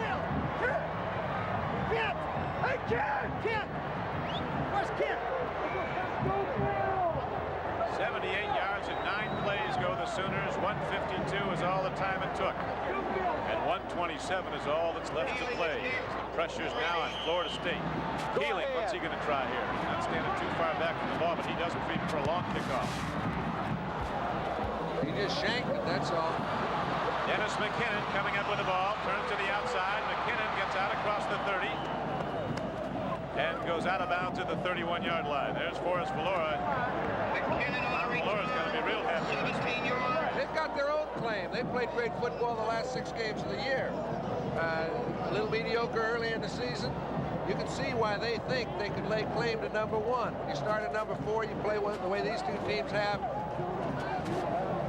I think they're all number 1. I don't run into that pick and stuff, and I don't think that the Bowl should have a playoff. I think the Orange Bowl is an entity in itself. The Rose Bowl, you name all the great bowl games, they put an awful lot of effort into it, and I think each has its own individual identity, and that's the way it should be. Well, I know this, John. If they put Georgia and Florida State in the same field, I for one would stand in a long line to buy a ticket if there were any. You've got it. We remind those of you who might be tuning in that the Tonight Show starring Johnny Carson will be seen after local news from your local NBC station. Right now, let's go back down to the sidelines to a great comeback player, J.C. Watts with Bob Trumpy. All right, gentlemen, for 3 quarters, J.C. Watts on the bench with all kinds of injuries. He is ecstatic right now. J.C., you happy? I love it, Bob. I love it, baby. We came back. We're showing the people what kind of team we got. Hang on, defense. Get it deep. We're showing the people what kind of team we got, baby. Bring on Georgia. Bring on Georgia, you say. Bring them on, and the quarterback is down now for Florida State. Rick Stockstill injured an ankle. He's up and trying to walk it off. You have to put a hammerlock on him to get him out of the game. The Sooners since 1950, 5 national championship teams, 2 under Barry Switzer. 1973 into 1975, the Sooners went 37 games without a loss. Now back down to the sideline, Bob. JC, co-MVP with Corsi from Florida State University, defensive. Oh, God! Thank you. That's 2 straight, man. What's next? Oh, God, I don't know, boy. It's great. It's not over yet. We still got minute 16 seconds left. We got to get these 16 seconds off the clock. Come on, defense. Oh, no. Hi, Sherry White. Hi, Bell's Laundry. Hi, Mom and Daddy. All of you follow. Come on, defense! He might be as big as the Selman brothers in Eufaula. Here comes Jarvis Corsi of Florida State. Let's find is the other co-MVP. What a brilliant game he's played. But this one isn't over yet. 1:16 left to play. Oklahoma driving for a go-ahead touchdown with the 2-point conversion, leading 18-17. And now they've taken out Stockstill and put in his backup Kelly Lowry. Hands off to Sam Platt. He's stung as he goes down by Sitton and Richard Turner. And the game clock is down to 1:09 to play and stopped by a timeout for Florida State. Here's Kelly Lowry. He's actually in his 2nd year at Florida State. He has redshirted injuries as a freshman. Big quarterback, good runner. Now, Rick has not been injured all year long. He's been able to get out there whenever they needed him in a tight spot. He's not got his druthers right now, and Lowry has got to put the ball up in the air. Remember, Florida State has 1 timeout left. Oklahoma has already used all of theirs. Now they're putting in Rick again. I guess if they have a shotgun formation, they would use it. I do not know if they have one, but the problem with Stockstill dropping back to throw right now is he put no weight on his right ankle. We mentioned he had an Achilles problem early in the week. Seems to have come back on him right now. If he can find a way to move this ball down the field, he may be my new Superman.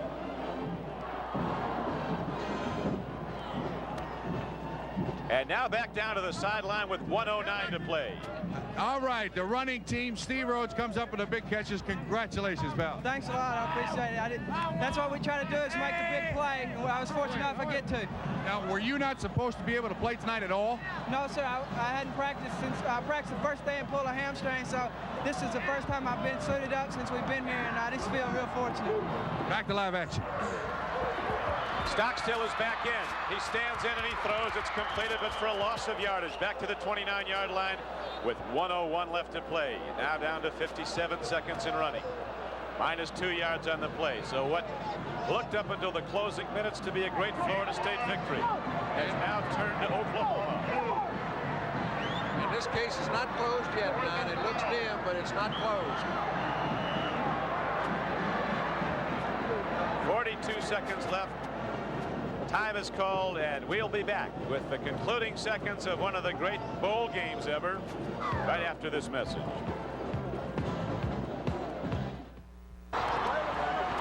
Phil Williams there, 87, just cut a ball downfield for a Florida State first down, a 17-yard gain, and 37 seconds left to play. Remember, a field goal is all they need. That's right. They're down by a point as Florida State. Stockstill, timing pattern, looks, throws in the flat to Ricky Williams. Get out of bounds, Rick. Oklahoma keeps him in bounds. He's down to the 46-yard line, and a timeout is signaled for and allotted with 25 seconds to play. It's not a timeout. No. It's a move the chain. They're holding the clock up, so they better get ready. He was fortunate he picked up a first, so they moved the chain, saved about 12 seconds. There's Bill Capice, the kicker from Florida State. Stockstill throws against the man. It's they better down get to it the up. 45-yard line. Get on the line of scrimmage. Clock is running. 14 seconds, 13 seconds, 11 seconds. Can he kick 163 yards? They better get a play off. Better get the 4 ball seconds. Game clock down to 2 seconds. The official calls a timeout. Let's see what's happening. Just withhold 5 seconds. Let's not go through all that. Just tell them you go count 5 before you start the clock. We're going to be all right. Just tell them you go.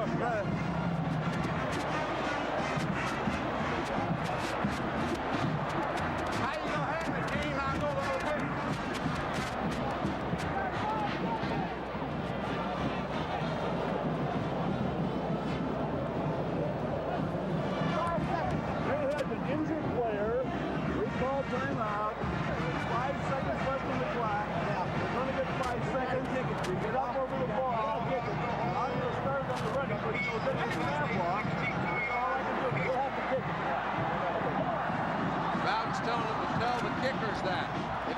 start the ball within 5 seconds of when they start it. They're going to start the clock, and he better get it off because he's not going to wait till the snap of the ball.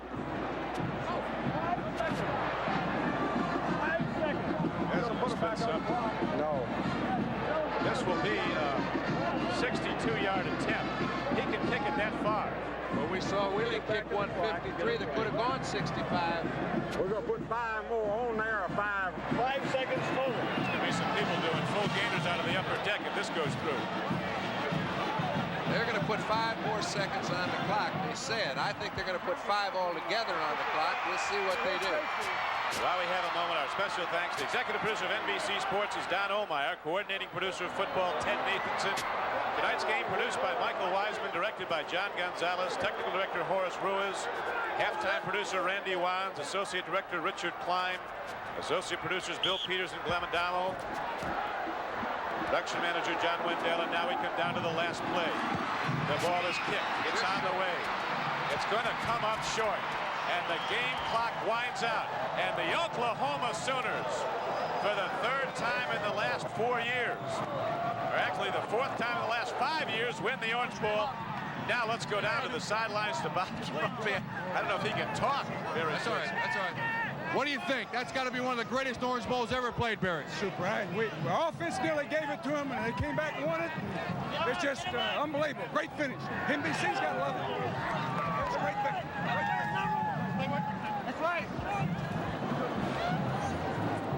What a game it was. Our thanks to spotters Ned Smith and Travis Lawrence, to NBC statistician Steve Dance, and to all our NBC crew for a great night of football. The 47th Orange Bowl game, the Oklahoma Sooners with one of their great come-from-behind victories ever. They win the game coming from behind in the closing minutes, 18-17. Now for John Brody and Bob Trumpy, this is Don Crookie. A very happy new year and a great 1981. Now stay tuned for the Tonight Show following your local news over most of these NBC stations. On the West Coast and Mountain Time Zone stations, the Tonight Show starring Johnny Carson will be seen at its regularly scheduled time.